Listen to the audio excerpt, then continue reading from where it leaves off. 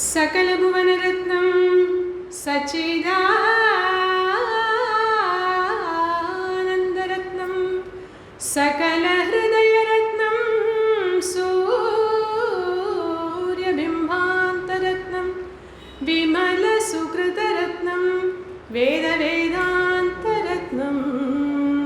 पुरहरजपरत्नं पातु मां रामरत्नम्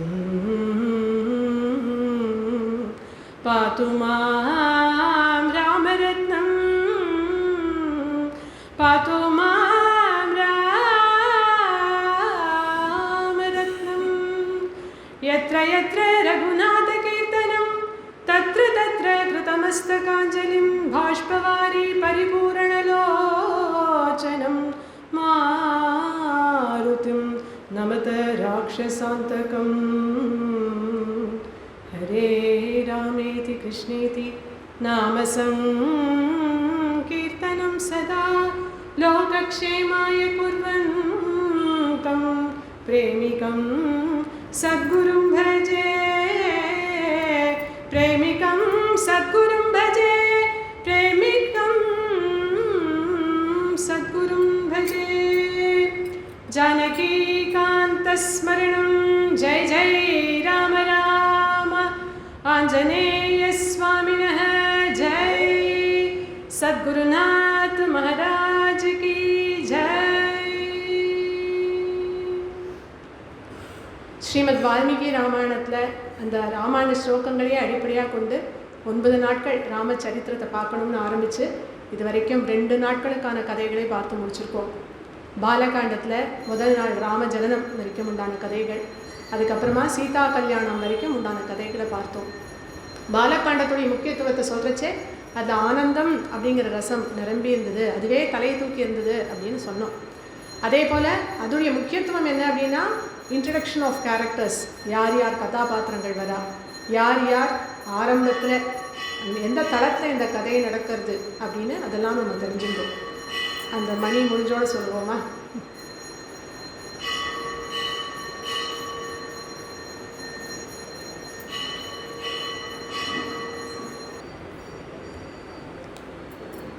ரெண்டு நாள் பாலகாண்டத்துக்கான கதைகள் எல்லாம் அனுபவித்தோம்.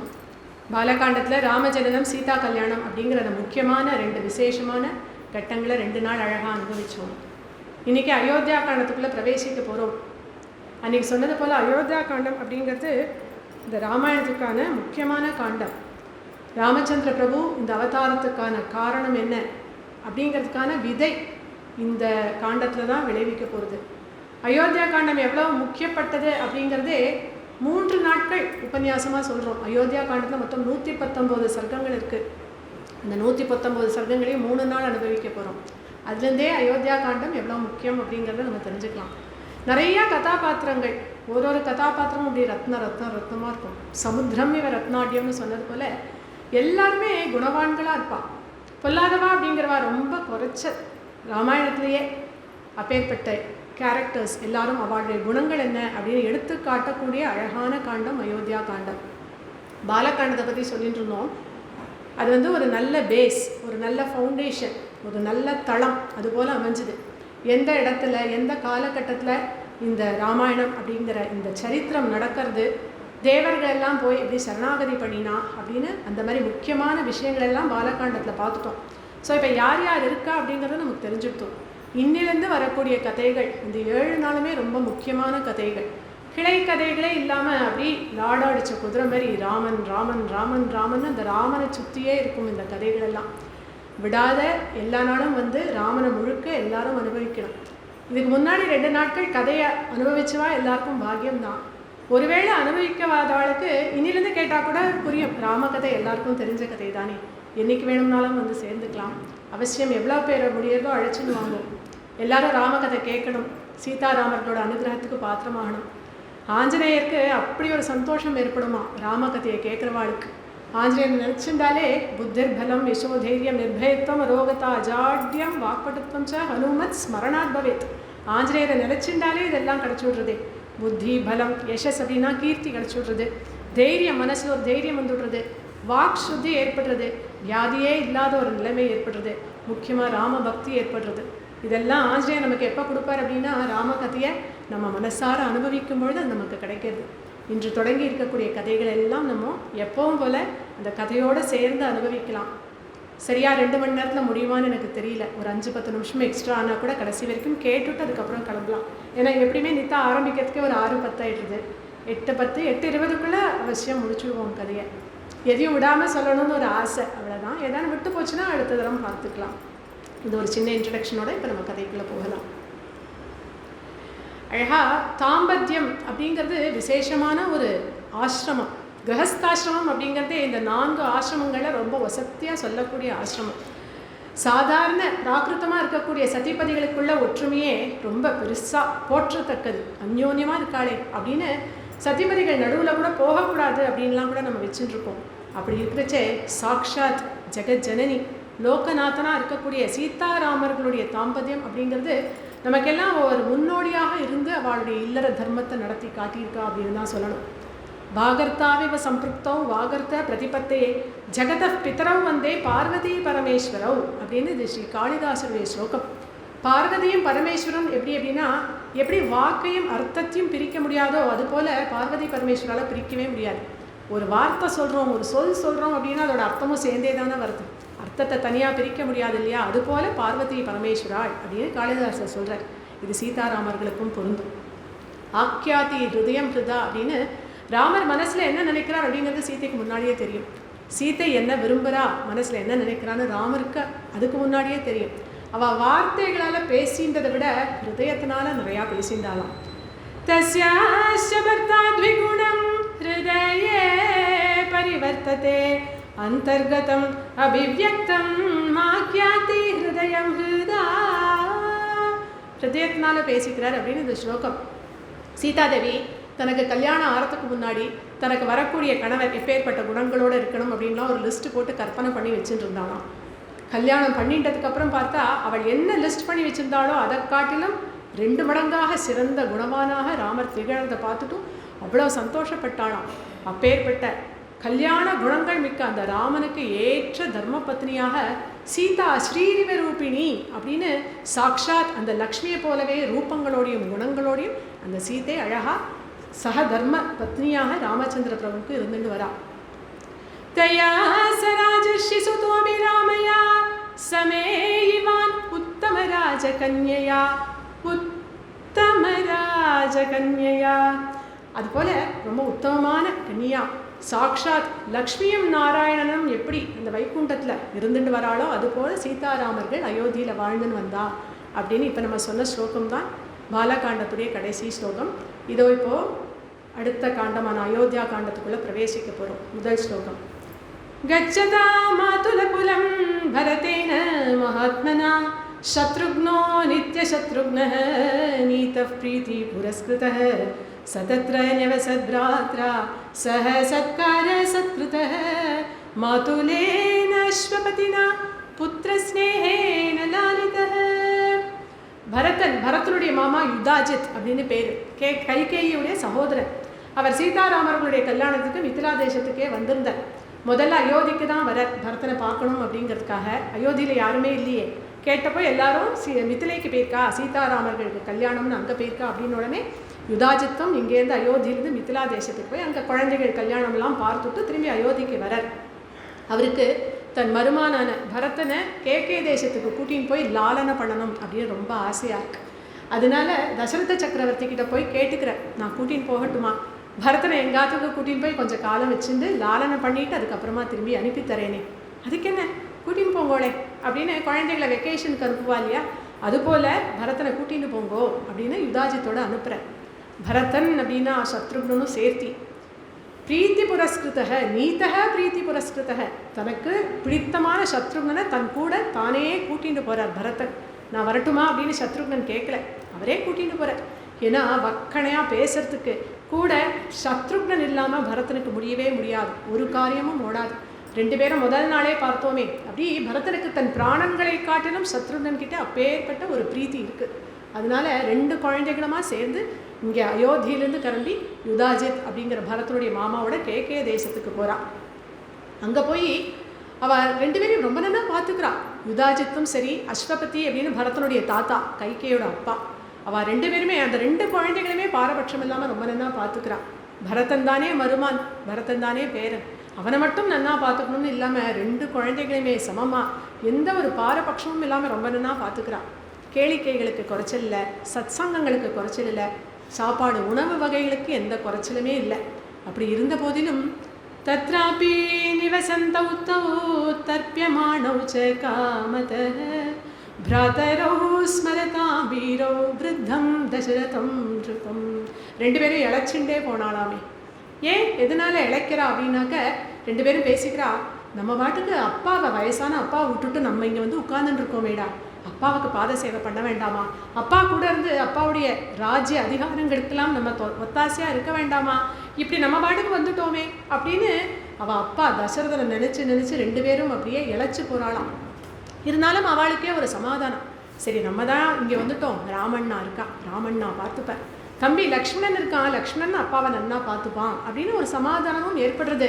இருந்தாலும் கவலை வருத்தம் அது ஜாஸ்தியாக இருக்கிறதுனால 2 பேரும் இழைக்கிறான்.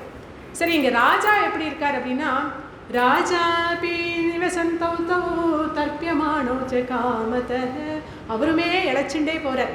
ஏன்னா அவருக்கு 4 குழந்தைகளும் சேர்த்து பார்த்து பழக்கமாக இருக்குது. இப்போ இங்கே 2 தான் இருக்குது, 2 கேகே தேசத்துக்கு போயிடுத்து அப்படின்னோடனே அவருக்கு ரொம்ப தாபமாக இருக்குது. அடடா, ரொம்ப காலம் ஆச்சே யுதாஜித் கூட்டின்னு போய் குழந்தைகளை திருப்பி கொண்டு வந்து விட்டுட்டா தேவையில்லையே அப்படின்னு தோன்றது. 12 வருஷ காலம் ஆயிடுத்து. நமக்கு 12 வருஷம் அப்படிங்கிறது இன்னும் லாங் பீரியட் அப்படின்னு தோணும். ஆனால் அந்த காலத்தில் தசரதற்கு 60,000 வயசு. அப்போ 60,000 வயசு வாழக்கூடிய அந்த காலகட்டத்தில் 12 வருஷம் அப்படிங்கிறது ஒரு சாதாரண ஒரு 6 மாதம் போலன்னு வச்சுக்கோங்களேன். ஆனால் 12 வருஷம் ஆறுது, கூட்டின்னு கொண்டு வந்து விட்டுட்டா தேவையில்லையே குழந்தைகளை அப்படின்னு ராஜாவுக்கு தோன்றுறது. ஆனால் கூப்பிட்டு அனுப்ப மாட்டேங்கிற, கூப்பிடலாமே, அனுப்பி கொடு அப்படின்னு கேட்கலாமே அப்படின்னா தாட்சிணியம். ஐயோ பாவம், அவாத்தில் புள்ள குழந்தைகள் கிடையாது, ஆசையாக கூட்டின்னு போயிருக்கா, கொஞ்சம் நாள் வச்சு லாலன் பண்ணிவிட்டு அவரே அனுப்பட்டும் அப்படின்னு காத்துன்ட்ருக்கார் ராஜா. இங்கே அவருக்கு 4 குழந்தைகள் மேலேயுமே அப்பேற்பட்ட பிரியம். நம்ம உடம்புல இருக்கிற அங்கங்கள் எல்லாத்துக்கிட்டையுமே நமக்கு சமமான அபிமானம் தானே இருக்குது. அதுபோல் ராஜாவுக்கு 4 குழந்தைகள் மேலேயும் அப்பேற்பட்ட பிரீத்தி இருக்குது. அப்படி இருந்த போதிலும் தேஷாமபி மஹதேஜா ராமோ ரதிகரः பிதுः ஸ்வயம் பூரிவ பூதானாம் பபூவ குணவத்தரः. 4 குழந்தைகளுமே வசதி தான், இருந்தாலும் ராமன் அப்படின்னு நினச்சா ஒரு அலாதியான பிரியம். ராஜாவுக்கு மட்டும் இல்லை, அங்கே இருக்கக்கூடிய அயோத்தியாள் ஜனங்கள் அத்தனை பேருக்குமே ராமன்னா ஒரு தனி பிரியம், தனி பிரேமை. அந்த 3 அம்மாக்களுக்கும் சரி, இந்த 3 சகோதராளுக்குமே சரி, அவாவாளுக்கு தன்னை காட்டிலும் ராமன் மேலே அப்பேற்பட்ட ஒரு பிரியம். எதனால? சது நித்யம் பிரசாந்தாத்மா மிருதுபூர்வம் ச பாஷதே. எப்பொழுதுமே அப்படி பிரசாந்தமாக இருப்பாராம். ராமரை பார்த்தாலே அப்படி சாந்தம் அப்படிங்கிறது அவருடைய முகத்தில் அப்படி தாண்டவம் ஆடும். மிருதுபூர்வம் ச பாஷதே, ரொம்ப மிருதுவாக பேசுவார். எல்லார்கிட்டையும் தானே போய் பேசுவார். யாரையாவது பார்த்தா அவள் வந்து முதல்ல பேசட்டுமே அப்படின்னு காத்துட்டுருக்க மாட்டார். அவள் என்ன பேசுகிறான்னு தெரிஞ்சுட்டு அதுக்கேற்ற மாதிரி பதில் சொல்லலாமோ அப்படிலாம் நினைக்கவே மாட்டார், தானே போய் பேசுவார். அதுபோல் மிருதுவாக பேசக்கூடியவர், பூர்வ பாஷையாக இருக்கக்கூடியவர். கதஞ்சித் உபகாரேண கிருதேனைகேன துஷ்யதே ந ஸ்மரதே அபகாராணாம் சதமபி ஆத்மவத்தயா. ராமனுக்கு ஏதாவது உபகாரம் பண்ண நேர்ந்தது அப்படின்னா அந்த உபகாரத்தை கடைசி வரைக்கும் மறக்கவே மாட்டாராம். அப்படி ராமனுக்கு யாராவது உபகாரம் பண்ணிட முடியுமா? சக்கரவர்த்தி திருமகனுக்கு சாமானியப்பட்டவா உபகாரம் பண்ண முடியுமா? சர்வஜனுக்கு அக்ஞர்களாக இருக்கக்கூடியவா உபகாரம் பண்ண முடியுமா? சர்வ சக்தனுக்கு அசக்தர்கள் உபகாரம் பண்ணிட முடியுமா அப்படின்னா இல்லை, அவர் தான் எதிர்பார்க்கிறாரா ஏதான உபகாரம்? எதுவுமே இல்லை. அப்படி இருந்த போதிலும் இந்த இடத்துல அழகாக ஒரு திருஷ்டாந்தம் சொல்கிறது உண்டு. ஒரு 4 வயசு அம்பி இருக்கான், அவனுக்கு கண்ணெல்லாம் பொங்கி இருக்கு. அவன் அம்மா வாரம் சனிக்கிழமை தோறும் அவனுக்கு எண்ணெய் தேய்ச்சி குளிப்பாட்டி விடுறது வழக்கம். ஆனால் அந்த புள்ள படுத்துவான், வரமாட்டேன் போ, கண்ணுக்குள்ளெல்லாம் அரப்பவிழம், நான் வரமாட்டேன் அப்படின்னு ஓடுவான். இல்லைடா, கண்ணுக்குள்ளே அரப்பவிழாம் பார்த்து தேய்க்கிறேன்டா, வாடா, அவன் அம்மா கூப்பிட்டா வேண்டாம் போ அப்படிங்கும். இந்த பார், சாக்லேட் தருவேன் அவனுக்கு, 5 ஸ்டார் வச்சுருக்கேன் பார்த்தியா, நீ எண்ணெய் தேய்ச்சிருந்தா சாக்லேட் தருவேன், நிச்சயமாக தருவியா? நிச்சயமாக தருவேன். உடனே அந்த குழந்தை வந்து உட்காரும், அந்த அம்மா எண்ணெய் தேய்ச்சி விடுவான். வாரம் சனிக்கிழமை இதுதான் வாட்டில் கலாட்டா. இப்படியே இருந்துட்டு இருக்கும் பொழுது திடீர்னு ஒரு சனிக்கிழமை அந்த குழந்தைய பலகா எடுத்து போட்டுண்டு அதில் உட்காந்துட்டு, அம்மா இன்னைக்கு சனிக்கிழமையாச்சே, எனக்கு எண்ணெய் தேய்ச்சி விடுமா அப்படின்னு சொன்னால் அந்த அம்மா என்ன சொல்லுவா? உபகாரம் பண்ணினடா குழந்தை, உபகாரம் பண்ணின அப்படி சொல்லுவா இல்லையா? அந்த குழந்தை தானே வந்து உட்கார்ந்துன்றதுனால இந்த அம்மாவுக்கு என்ன உபகாரம், இந்த அம்மாவுக்கு என்ன நன்மை அப்படின்னா, அந்த குழந்தை தன் நல்லதுக்காக தானாகவே படுத்தாமல் சமத்தாக வந்து உட்கார்ந்துக்கிறான் இல்லையா, அவனுடைய நல்லதுக்காக அவன் பண்ணிக்கக்கூடிய காரியங்களை இவள் தனக்கு உபகாரம்னு நினச்சிக்கிறான் இல்லையா, அதுபோல் ராமனுக்கு ஏதாவது உபகாரம் பண்ணுற மாதிரி நேர்ந்தால் அதையே பெரிய உபகாரமாக நினச்சிட்டு மறக்கவே மாட்டார். அடேப்பா, உபகாரத்தை எப்படி ஞாபகம் வச்சுக்காரு, நம்ம பண்ணுற அபகாரங்கள் அபச்சாரங்கள் எல்லாம் ஞாபகம் வச்சுப்பாரு அப்படின்னா, சதமபி ஆத்மவத்தையா கண்டுக்கவே மாட்டாராம். மன்னிக்கிறது இருக்கட்டும், அது வந்து கவனிக்கவே மாட்டாராம். எதனால அப்படின்னா, ஆத்மவத்தையா அவருக்கே ஸ்வாபாவிகமாக இருக்கக்கூடிய அந்த காருண்யம் அப்படிங்கிற குணத்தினால நம்ம பண்ணக்கூடிய அபச்சாரங்கள் எல்லாத்தையுமே மன்னிச்சுடுவார் அப்படின்னு இந்த மாதிரி ராமனுடைய குணங்கள் எல்லாம் ராஜா நினச்சி பார்க்குறார். எப்பேற்பட்ட பிள்ளை என் பிள்ளை ராமன் அப்படின்னு நினச்சி பார்க்கும்பொழுது அன்னைக்கு அவருக்கு தோன்றது, நம்ம ஏன் ராமனுக்கு யுவராஜ பட்டாபிஷேகம் பண்ணி வச்சிடக்கூடாது, அவனுக்கு காலாகாலத்தில் நான் நன்னா இருக்கும் பொழுதே இந்த யுவராஜ பட்டாபிஷேகம் பண்ணிட்டா தேவையில்லையே அப்படின்னு திடீர்னு அவருக்கு தோன்றது. இந்த எண்ணம் வந்த உடனே பெரிய சபையை கூட்டுற. ததஹ பரிஷதம் சர்வாம் ஆமந்த்ரிய வசுதாதிபஹ ஹிதம் உத்தர்ஷனம் சைவம் உவாச்ச பிரதிதம் வச்சஹ துந்துபிஸ்வன கல்பேன கம்பீரேண அனுநாதினா ஸ்வரேண மஹதா ராஜா ஜீமூத இவ நாதயன் ராஜலக்ஷணயுக்தேன காந்தேன அனுபமேன ச உவாச்ச ரசயுக்தேன ஸ்வரேண நிருபதிர்நிருபான விதிதம் பவதாமேதத் யதா மே ராஜ்யமுத்தமம் பூர்வகைः மம ராஜேந்திரைः சுதவத் பரிபாலிதம். பெருசாக ஒரு சபையை கூட்டுற. அந்த சபையில் அந்த ராஜா பேசக்கூடிய விதம் எவ்வளோ அழகாக இருக்குன்னு 2 ஸ்லோகங்களில் வால்மீகி பகவான் வர்ணிக்கிறார். அவர் குரலே இடிமுழக்கம் போல கம்பீரமாக இருக்கும். லட்சக்கணக்கான பேர் வந்தாலும் அவர் என்ன பேசுகிறார் அப்படிங்கிறது தெளிவாக கேட்கும். தெளிவாக பேசுகிறார், ஹிதத்தை பேசுகிறார், ராஜலக்ஷணத்தோடு பேசுகிறார், ஆக்கர்ஷிக்கும்படியாக பேசுகிறார், வசீகரமாக பேசுகிறார், எல்லாருக்கும் புரியும்படியாக பேசுகிறார், ரசத்தோடு பேசுகிறார், ரசமாக பேசுகிறார் அப்படின்னு இவ்வளோ அழகாக வர்ணிக்கிறான். சரி, அப்படி இன்றைக்கி என்ன ரசமாக பேசினார் அப்படின்னா, ராஜா சொல்கிற, சபையோர்களே, இன்றைக்கி சபைக்கு வரத்துக்காக நான் அலங்காரம் பண்ணிக்கிறதுக்காக எங்காத்த நிலை கண்ணாடி முன்னாடி போய் நின்னேன்னா, அப்போ தான் கவனித்தேன், என்னுடைய மீசதாடியெல்லாம் கூட நிறைக்க ஆரம்பிச்சுடுத்தேன், என்னுடைய கேசவாரங்கள் எல்லாம் கூட நிறைக்க ஆரம்பிச்சுடுத்தேன் அப்படிங்கிறத கவனித்தேன். என்ன காரணம்னு யோசனை பண்ணி பார்த்தேன். இதோ இந்த வெண்கொற்ற கொடியின் கீழே எத்தனை வருஷங்களாக நான் ஆட்சி பண்ணிகிட்டே வந்துட்டுருக்கேன். அந்த வெண்கொற்ற கொடியோட காந்தியானது என்னுடைய கேசபாரங்கள்லேயும் பட்டு அதுவும் சில்வர் ஹேராக மாறிடுச்சு அப்படின்னு தெரிஞ்சுட்டேன் அப்படின்னு தனக்கு வயசாகிடுது அப்படிங்கிறத இது மாதிரி ரசமாக பேசினாராம். உடனே சொல்கிற, விதிதம் பவதாமேதத் யதா மே ராஜ்யமுத்தமம் பூர்வகைः மம ராஜேந்திரைः சுதவத் பரிபாலிதம். இக்ஷ்வாகு வம்சத்தை இது வரைக்கும் எத்தனையோ ராஜாக்கள் வந்திருக்கா. வழி வழியாக அத்தனை பேரும் அவளுடைய பிரஜைகளை குழந்தை போல சுதவத்து பரிபாலித்தான், குழந்தைகள் போல நன்னா கவனிச்சுன்னு வந்துட்டுருக்கா. அந்த ரீதியில் யதாசக்தி நானும் உங்களெல்லாம் நன்னா பரிபாலனம் பண்ணின்னு வந்துட்டுருக்கேன்னு நினைக்கிறேன். உங்களுக்கெல்லாம் இன்றைக்கி ஒரு ஸ்ரேயஸ் பண்ணலாம் அப்படின்னு ஆசைப்படுறேன் அப்படிங்கிற. எல்லாரும் ஒருத்தருக்கு ஒருத்தர் பார்த்துக்கிறான்.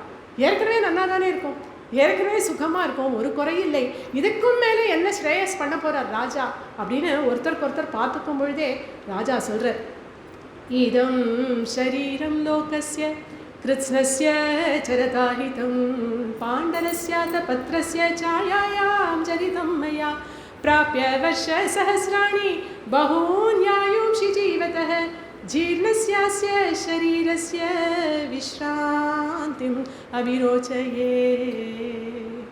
எனக்கும் ரொம்ப வயசாயிட்டே வருது, 60,000 வயசாயிடுத்து எனக்கு. இந்த வெண்கொற்ற கொடியின் கீழே இருந்து நான் நன்னா ஆட்சி பண்ணி வந்துட்டேன். இனிமே என்னுடைய தேகமானது தளர்ந்து போய்த்து, எனக்கும் விஸ்ராந்தி எடுத்துக்கணும் அப்படின்னு தோன்றுறது. அதனால தம் சந்திரமிவ புஷ்யேன யுக்தம் தர்மபிருதாம்பரம் யவ்வராஜ்யேன யோக்தாஸ்மி பிரீதः புருஷபுங்கவம். என் கண்ணுக்கும் கண்மணியான ராமன், என் மூத்த பிள்ளை மேலே நான் அபரிமிதமான பிரேமை வச்சுருக்கேன் அப்படிங்கிறது உங்கள் எல்லாருக்குமே தெரியும். இந்த ராஜ்ய பாரத்தை வகிக்கக்கூடிய அருகதையை அந்த ராமனுக்கு உண்டு அப்படின்னு எனக்கு தோன்றது. அதனால் அந்த குழந்தைக்கு யுவராஜ பட்டாபிஷேகம் பண்ணணும் அப்படின்னு ஆசைப்படுறேன். உங்களுக்கெல்லாம் சம்மதமா அப்படின்னு ராஜா கேட்டாரோ இல்லையோ, பெரிய ஆரவாரம் ஏற்படுறது அந்த சபையில். மேதினியும் கம்பையன் இவ அப்படின்னு இந்த பூமியை கிடுகிடுத்து போகிற அளவுக்கு ஒரு ஆரவாரம் ஏற்பட்டு தான்.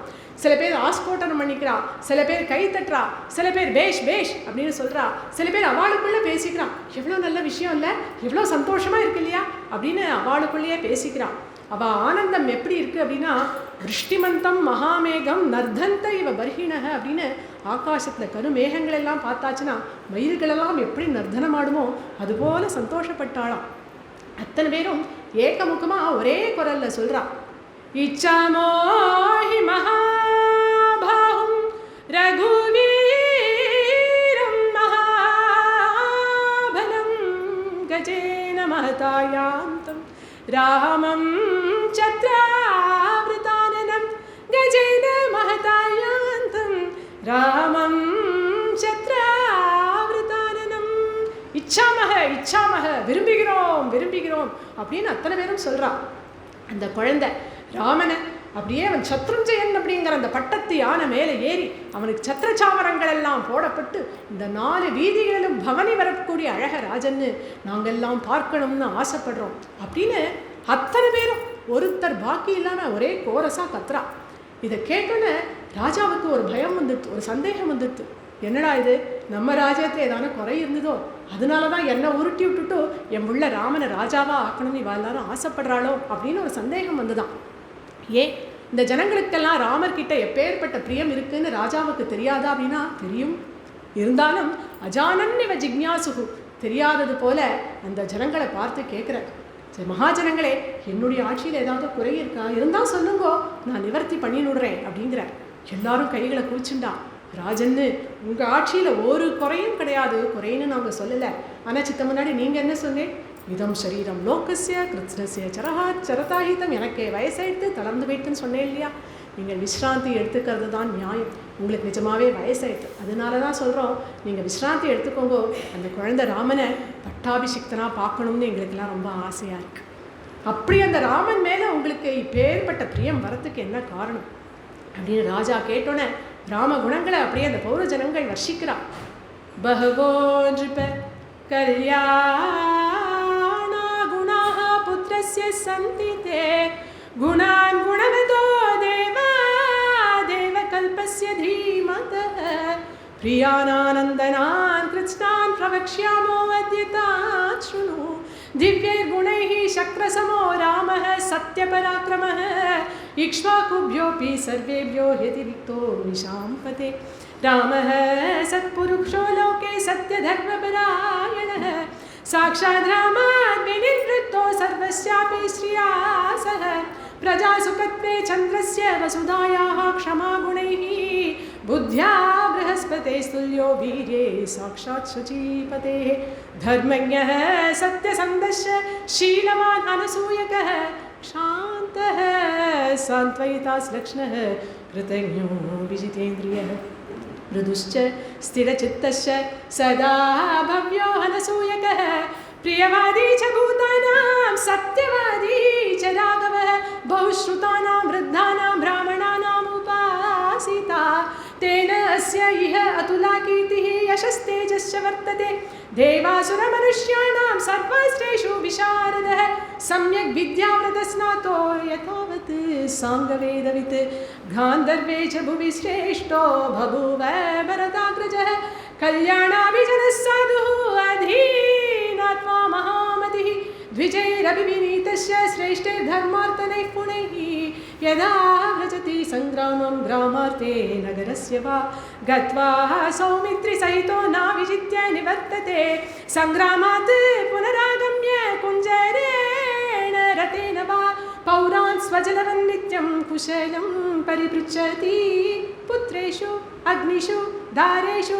प्रेष्यशिष्यगणेषु च निखिलेन हानुपूर्व्या च पिता पुत्राणि वौरसान् शुश्रूषन्ते च वः शिष्यः कश्चित् कर्मसु दंशिताः इति नः पुरुषव्याघ्रः सदा रामोऽभिभाषते व्यसनेषु मनुष्याणां वृषं भवति दुःखितः उत्सवेषु च सर्वेषु पितेव परितुष्यति सत्यवादी महेश्वासो वृद्धसेवी जितेन्द्रियः स्मितपूर्वाविभाषी च தர்மம் சர்வாத்மனாஸ்ருதः. அப்படியே வர்ஷிச்சா அந்த பௌர ஜனங்கள். இன்னும் 15 ஸ்லோகங்கள் சொல்றா. அந்த சர்க்கம் ஃபுல்லாக ராம குணத்தில் அவ்வளவு அழகழகாக எடுத்து சொல்கிறா. இதில் ஒரு விசேஷம் என்ன அப்படின்னா, முதல் நாள் பார்த்தோமே நாரதர் வால்மீகிக்கு ராம குணங்களெல்லாம் சொன்னார் இல்லையா, 64 குணங்கள். அப்போது எங்கேயோ இருக்கிற ராமனை பற்றி வால்மீகிக்கு நாரதர் சொல்கிறார் அப்படிங்கிறத பார்த்தோம். இங்கே அப்படி இல்லை. அந்த பௌர ஜனங்கள் எல்லாம் ராமன் பிறந்த அணிலிருந்து அவன் கூடவே இருந்து இருந்து வளர்ந்ததெல்லாம் பார்த்து பார்த்து ராமனுடைய குணங்களை அனுபவித்து சொல்கிறா இல்லையா. அதனால இந்த குணங்கள் இன்னுமே சிரேஷ்டமானது அப்படின்னு சொல்லப்படுறது. இந்த ராம குணங்கள் கேட்குறவா எல்லாராத்தையும் சத்புத்திரர்கள் பிறப்பா அப்படிங்கிறதுனால தான் இதை முழுக்க சொல்கிறது வழக்கம். என்னெல்லாம் சொல்கிறா, ராஜன்னு என்ன காரணம் ராமன் மேலே உங்களுக்கு பிரீத்தி வரத்துக்குன்னு கேட்டேளே, 1 2 பகவோ அனந்த கல்யாண குணங்கள் உடையவன் இல்லையா உங்கள் பிள்ளை ராமன். கல்யாண குணம் அப்படிங்கிற பதமே வால்மீகி ராமாயணத்தை தான் முதல்ல வந்தது. கல்யாண குணம்னா அப்ராக்கிருத்தமான குணம், தேவர்களுக்கே துல்லியமான குணம். சரி, அப்படி என்ன குணம்? இந்திரனுக்கு துல்லியமானவன் அந்த ராமன் வீரியத்தில், தேஜஸில் சூரியனுக்கு துல்லியமானவன், பிரஜைகள் கிட்ட பழகிற விஷயத்தில் குளிர்ந்திருக்கக்கூடிய சந்திரனுக்கு துல்லியமானவன், புத்தியில பிரகஸ்பதிக்கு துல்லியமானவன், பொறுமை, க்ஷமா, கருணை, மன்னிப்பு அப்படிங்கிற விஷயத்தில் இந்த பூமிக்கு துல்லியமானவன். அப்பேற்பட்ட அந்த ராமன் மிருதுஷ ஸ்திர சித்தஷ, மிருதுவான குணமுடையவன், ஆனால் உறுதியான லட்சியங்களை உடையவன். பிரியவாதி ச பூதானாம் சத்யவாதி ச ராகவஹ, பிரியமாக பேசுவான் ஆனால் சத்தியத்தை தான் பேசுவான். சத்தியத்தை பிரியமாக பேசுறது ரொம்ப கஷ்டம். அப்பேற்பட்ட அந்த விதத்தில் கெட்டிக்காரன் அந்த ராமன். தர்மாத்மா, சத்தியனிஷ்டன், யார்கிட்டையும் பொறாமை அப்படிங்கிறது கிடையவே கிடையாது. எல்லார்கிட்டையும் வினயத்தோடு பழகுவான், மரியாதையோடு நடத்துவான், யாரையும் அலட்சியப்படுத்தவே மாட்டான். சிறந்த வில்லாடி, காந்தர்வம் அப்படிங்கிற அந்த சங்கீத சாஸ்திரத்தில் சிறந்த பாண்டித்யம் உடையவன். அந்த ராமனுடைய கீர்த்தி நாளுக்கு நாள் வளர்ந்துட்டே போகிறது. என்ன காரணம் தெரியுமா? பகுஸ்ருதானாம் விருத்தானாம் பிராமணானாம் உபாசிதா, பெரியவர்கள், ஞானசீரர்கள், சாதுக்கள், வேதமோதும் பிராமணர்கள் அத்தனை பேரையும் பார்த்தா கடான நமஸ்காரம் பண்ணிடுவான் அந்த ராமன். அதனாலேயே அவளுடைய ஆசீர்வாத பலம், மங்களாசாசன பலத்தினால அந்த ராமனுடைய கீர்த்தி நாளுக்கு நாள் வளர்ந்துட்டே போகிறது. அந்த ராமன் லக்ஷ்மணனோட சேர்ந்து வேட்டைக்கு போனாலோ இல்லை யுத்தத்துக்கே போனாலோ திரும்பி வரும்பொழுது நான் விஜித்ய நிவர்த்ததே, வெற்றி வாகை சூடாமல் திரும்பி வரவே மாட்டான். அப்படி வெற்றியோடு அவன் திரும்பி வரும்பொழுது யானை மேலேயோ ரத்தத்து மேலேயோ வருவானா, அவனுக்கு திருஷ்டி வந்துடக்கூடாதுன்னு நாங்கள் எல்லாரும் வாசலில் மங்களஹாரத்தி எடுக்கிறதுக்காக வருவோம். அப்படி வரும்பொழுது அங்கேருந்து கீழே இறங்கி அந்த ரத்தத்திலிருந்தோ யானையிலிருந்தோ கீழே இறங்கி எங்கள் எல்லாரையும் ஆனுபூர்வேன கிரமமாக விசாரிப்பான். நீங்களாம் சௌக்கியமாக இருக்கேளா, உங்கள் ஆற்றுல எல்லாரும் சௌக்கியமா, குழந்தைகள் நன்னா இருக்காளா, சிஷ்யர்கள் நன்னா படிக்கிறாளா, நீங்கள் உங்களுக்கு சம்பளம் 1ஆம் தேதி கரெக்டாக வந்துடுறதா, உங்கள் வேலையாட்களுக்கு நீங்கள் சரியாக சம்பளம் போட்டு தரையலா அப்படின்னு எல்லாமே விசாரிப்பான் அந்த குழந்தை. எப்படின்னா பிதா புத்திராணி வௌரசான்னு, ஒரு அப்பா தன் குழந்தைகள் கிட்ட எப்பேற்பட்ட அக்கறையோடு இருப்பார். அது மாதிரி ராமன் குழந்தை, ஆனால் அவர் என்னவோ ராஜகுமாரனாக இருக்கிறதுனால பெரிய அப்பாவை போலவும் எங்களெல்லாம் குழந்தைகள் போலவும் பாவித்து ஒன்று விடாமல் விசாரிப்பான். ராஜன்னு நாங்கள் அத்தனை பேருமே கார்த்தாலேருந்து சாயங்காலம் வரைக்கும் ராமனை பற்றி தான் பேசிகிட்டே இருப்போம். கோவில், பிள்ளையார் கோவிலில் தொடங்கி பெருமாள் கோவில் பரியந்தம் எந்த கோவில் போனாலும் என்ன வேண்டிப்போம் தெரியுமா? ராமன் நன்னா இருக்கணும், ராமன் க்ஷேமமாக இருக்கணும், ராமனுக்கு யுவராஜ பட்டாபிஷேகம் சீக்கிரமே நடக்கணும் அப்படின்னு ராமனுக்கு தான் வேண்டிப்போம். நீங்கள் என்னவோ உங்களுக்கு மட்டும் தான் ராமன் மூத்த பிள்ளைன்னு நினச்சிட்டு இருக்கேன். இல்லை, எங்களுக்கெல்லாம் நிறையா குழந்தைகள் இருந்தாலும் எங்களுக்கும் ராமன் தான் மூத்த பிள்ளை. எங்கள் குழந்தைகளெல்லாம் அவனுக்கு அடுத்து பிறந்த பிள்ளைகளாக தான் நாங்கள் நினச்சிட்டு இருக்கோம். அதனால அப்பேற்பட்ட அந்த ராமனுக்கு தம் தேவதேவோபமமாத்மஜந்தே சர்வஸ்ய லோகஸ்ய ஹிதே நிவிஷ்டம் ஹிதாயனஹ க்ஷிப்ரமுதாரஜுஷ்டம் முதாபிஷிக்தும் வரதாத்மம் அர்ஹசி. அப்பேற்பட்ட தெய்வத்துக்கு துல்லியமான இருக்கக்கூடிய அந்த ராமனுக்கு சீக்கிரமே பட்டாபிஷேகம் பண்ணிடுங்கோ. க்ஷிப்ரம்னா உடனே இமீடியட்டாக பண்ணிடுங்கோ அப்படின்னு கேட்குறான். எப்படி இருந்திருக்கும் தசரதருக்கு? அப்படியே காதில் அமிர்தத்தை வாரி விட்டது போல இருந்தது. 2 குறள் இங்கே உபமானமாக சொல்லலாம். ஈன்ற பொழுதிலும் பெரிதுபோக்கும் தன் மகனை சான்றோன் என கேட்ட தாய். தாய்ங்கிறது தந்தைக்கும் பொருந்தும். ஒரு குழந்தை பிறந்த காட்டிலும் சந்தோஷம் ஒரு பெற்றோருக்கு எப்போ ஏற்படுறது அப்படின்னா அந்த குழந்தை எப்பேற்பட்ட சான்றோன் அப்படின்னு மிச்சவாலாம் சொல்லும் பொழுது ஏற்படுறது இல்லையா? இது ஒரு குறள். மகன் தந்தை காற்றும் உதவி இவன் தந்தை என்னோற்றான் கொல் எனும் சொல். இந்த பிள்ளைய பிள்ளையா பெறதுக்கு இவன் அப்பா என்ன பாக்கியம் பண்ணினாரோ அப்படின்னு நினைக்கிற அளவுக்கு இங்கே ராமனுடைய குணங்களை சொன்னோன்னே தசரதனுடைய கீர்த்தி அவ்வளோ பெருசாக வளர்ந்துதான். அஹோஸ்மி பரம பிரீதः பிரபாவச்சாத்துலோ மம யன்மே ஜேஷ்டம் பிரியம் புத்திரம் யௌவராஜஸ்தபிச்சத. என் புள்ள ராமனுடைய குணங்களெல்லாம் இவ்வளோ நன்னா வர்ஷிச்சேலே, அவனுடைய குணங்களை கேட்கறதுனால என்னுடைய கீர்த்தி பல மடங்கு வளர்ந்துடுத்து, என்னுடைய பிரபாவமானது வளர்ந்துடுத்து அப்படின்னு ராஜா சொல்கிறார். நீங்கள்லாம் இவ்வளவு ஆசையாக சொல்கிறதுனால நாளைக்கே புஷ்ய நட்சத்திரமாக இருக்குது, அதனால் நாளைக்கே ராமனுக்கு பட்டாபிஷேகம் அப்படின்னு சொன்னோன்னே மறுபடியும் ஒரு பெரிய ஆரவாரம் ஏற்பட்டு தான் அந்த சபையில். அந்த ஆரவாரம் அடங்குற வரைக்கும் ராஜா காத்துன்ருக்கார். அதுக்கப்புறம் வசிஷ்டரை பார்த்து சொல்கிறேன், பட்டாபிஷேகம் நாளைக்குன்னு ஏற்பாடு ஆகிடுத்து, அதுக்கு உண்டான சாமகிரிகள் என்னெல்லாம் உண்டோ அதெல்லாம் நீங்கள் சேகரம் பண்ண ஆரம்பிக்கலாம், ஏற்பாடெல்லாம் பண்ணுங்கோ அப்படின்னு வசிஷ்டருக்கு கட்டளையிடுறேன். சரி, எல்லாருக்கும் சொல்லியாச்சு, முக்கியமாக ராமனுக்கு தான் சொல்லணும், உனக்கு பட்டாபிஷேகண்டா குழந்தைன்னு சொல்லணும் இல்லையா? அதனால சுமந்திரரை கூப்பிட்டு சொல்கிறார், நீங்கள் போய் ராமனை சபைக்கு அழைச்சிட்டு வாங்கோ அப்படின்னோடனே பெருமிதத்தோட சுமந்திரர் அங்கே போகிறார் ராம பவனத்துக்கு. சுமந்திரருக்கு ரொம்ப பிடிச்ச வேலை என்னன்னா, ராமனுடைய பவனத்துக்கு போய் ராமன் அந்த ரத்தத்தில் கூட்டின்னு வர்றது தான். அப்படியே ராம பவனத்துலேருந்து அந்த சுமந்திரனுடைய தேரில் ராமர் வரக்கூடிய அழகு, கந்தர்வராஜ பிரதிமம் லோகே விக்யாத பௌருஷம் தீர்கபாஹும் மகாசத்வம் மத்த மாதங்ககாமினம் சந்திரகாந்தானனம் ராமம் அதேவ பிரியதர்ஷனம் ரூப ஔதார்ய குணைஹி பும்சா திருஷ்டிச்சித்தாபஹாரிணம் கர்மாரிதப்தா பர்ஜன்யம் ஹ்லாதயந்தமிவ பிரஜாः ந ததர்ப சமாயாதம் பஷ்யமானோ ததாதிபஹ.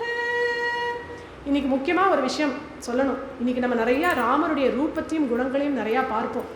ஏன் ரூபத்தை நிறையா பார்க்குறோம் அப்படின்னா, நாளைக்கு அந்த குழந்தை மரவுரி கட்டிடும், அதுக்கு முன்னாடியே அவருடைய அலங்காரங்கள் எல்லாம் அனுபவிக்கணும் அப்படிங்கிறதுக்காக வால்மீகி நிறையா விஸ்தாரமாக சொல்வார். அதனால் அவசியம் நம்ம இன்றைக்கி ராமருடைய அலங்காரங்களை நம்ம நிறையா அனுபவிப்போம். இப்படியே அந்த சுமந்திரருடைய தேரில் வரக்கூடிய அந்த ராமர் அவ்வளோ அழகாக இருக்கார். லோகே விக்யாத பௌருஷம், அங்கே இருக்கக்கூடிய யோத்தாக்கள் வீரர்கள் எல்லாம் பேசிக்கிறா, எப்பேற்பட்ட பௌருஷண்டா நம்ம ராமனுக்கு அப்படின்னு பேசிக்கிறா. இந்த ராமன் பரசுராமருடைய கர்வத்தை பங்கம் பண்ணும்பொழுது அவனுக்கு 12 வயசு தானே அப்படின்னு அந்த பழசை நினச்சி பார்க்குறான். நிஜமாவே சீதா கல்யாணம் முடிஞ்சு திரும்பி வரும்பொழுது ராமனுக்கு வயசு 12. அப்போ எதிர்த்தாப்பில் பரசுராமர் வரார். உடனே தசரதர் மிச்ச ரிஷிகள் எல்லாரும் பரசுராமர்கிட்ட போய் நமஸ்காரம் பண்ணுறா, குழந்தைகளுக்கு இப்போ தான் கல்யாணம் ஆகி திரும்பி வந்திருக்கா, அவளுக்கு நீங்கள் ஆசீர்வாதம் பண்ணணும் அப்படின்னு கேட்கும் பொழுது அவளெல்லாம் பரசுராமர் கண்டுக்கவே இல்லை. நேராக நம்ம ராமன் கிட்ட வந்து நிற்கிறார்.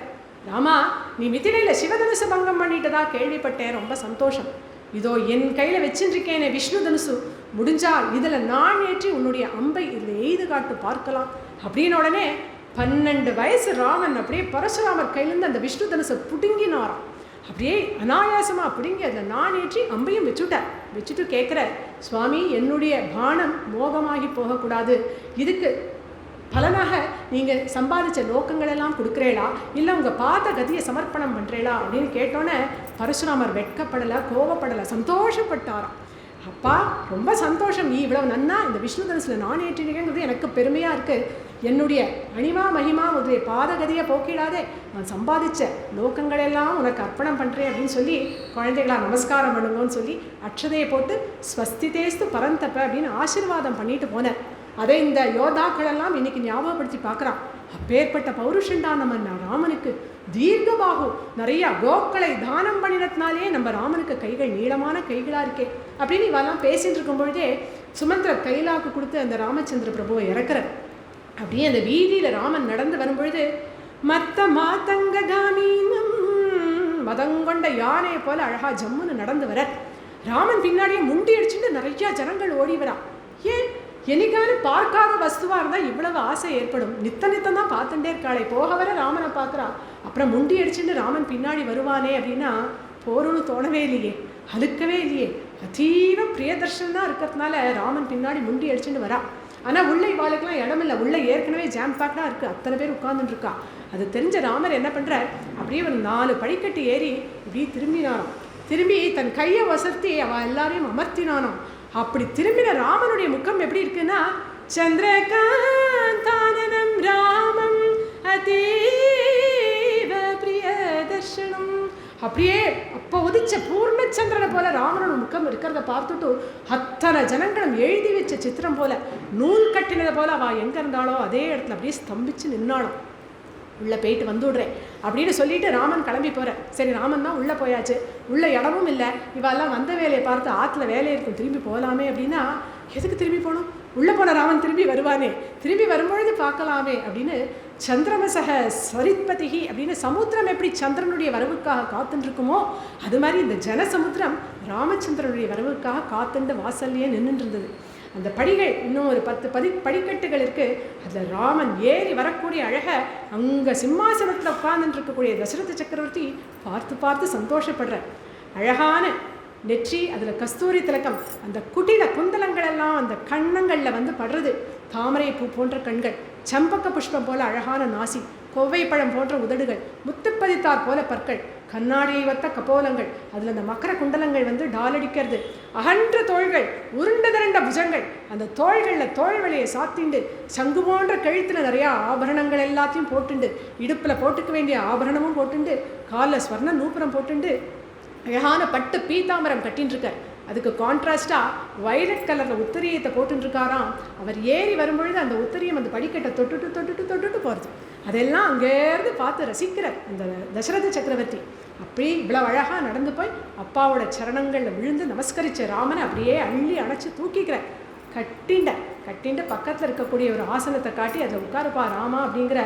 ராமர் உட்கார்ந்தோன்னே அந்த இடமே அப்படி நீல கலரில் டால் அடிச்சு தான், அப்படியே ஒரு பாஸ்கரன் சூரியன் நீல கலரில் இருந்தால் எப்படி இருக்குமோ அப்பேற்பட்ட பிரகாசம் அந்த சபையில் ஏற்பட்டது அப்படின்னு இதுக்கெல்லாம் ஸ்லோகங்கள் பிரமாணம் இருக்குது. இப்போ ராஜா சொல்கிற, ராமா, இந்த ஜனங்கள் எல்லாரும் உன்னுடைய அனந்த கல்யாண குணங்களையும் அப்படியே என் காதுகளில் வர்ஷிச்சா அமிர்தம் பாஞ்சது போல இருந்ததுப்பா. உனக்கு யுவராஜ பட்டாபிஷேகம் பண்ணணும் அப்படின்னு சொன்னேன். அத்தனை பேரும் உடனே சம்மதம் தெரிவிச்சுட்டா. நீயே என் மூத்த பிள்ளை, உனக்கே இந்த ராஜ்யத்துக்கு அருகதை இருக்குது அப்படிங்கிறதுனால சுபஸ்ய சீக்கிரம் சுபமான காரியத்தை தள்ளி போடக்கூடாது அப்படிங்கிறதுனால நாளைக்கே உனக்கு பட்டாபிஷேகம், யுவராஜ பட்டாபிஷேகம் அப்படின்னு ராஜா சொல்கிற. ராமனுடைய முகம் எந்த பிரசன்னத்தையோடு இருந்ததோ அது அப்படியே இருக்குது. அப்படியாப்பா, நாளைக்கு எனக்கு பட்டாபிஷேகமா, ரொம்ப சந்தோஷம்ப்பா அப்படின்னு அந்த பிரசன்னத்தை ஜாஸ்தியும் ஆகலை. இப்போ எதுக்கு அவசரம், இன்னும் கொஞ்ச நாள் போகட்டுமே அப்படிங்கிற மாதிரி அந்த பிரசன்னத்தை குறையவும் இல்லை. அதே போல் இருந்துதான் அந்த பிரசன்னத்தை.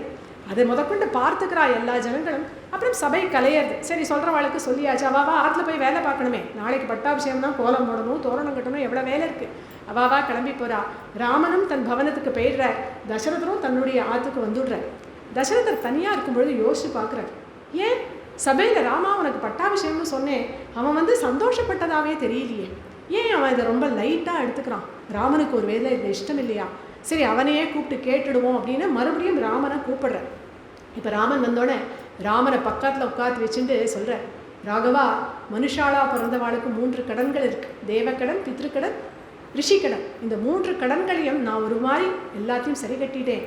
எனக்கு இன்னும் இருக்கிறது ஒரே ஒரு பொறுப்பு, உனக்கு யுவராஜ பட்டாபிஷேகம் பண்ணணும் அப்படிங்கிற அந்த காரிய பொறுப்பு எனக்கு இருக்குது. ஏண்டா ராமா, நான் சபையில் உனக்கு பட்டாபிஷேகம்னு சொன்னேன்னு இல்லையோ, நீ சந்தோஷப்பட்டதாகவே தெரியலையே, ஏண்டா பரதன் இல்லை அப்படின்னு நினச்சிக்கிறியா? பரதனை பற்றி நீ கவலைப்படாதே. பரதன் உனக்கு பட்டாபிஷேகம் அப்படின்னா சந்தோஷப்படுவான் தெரியுமோ. காமம் கலோ சதாவிருத்தே பிராதா தே பரதஸ்தித ஜேஷ்டானுவர்த்தி தர்மாத்மா சானுக்ரோஷோ ஜிதேந்திரிய.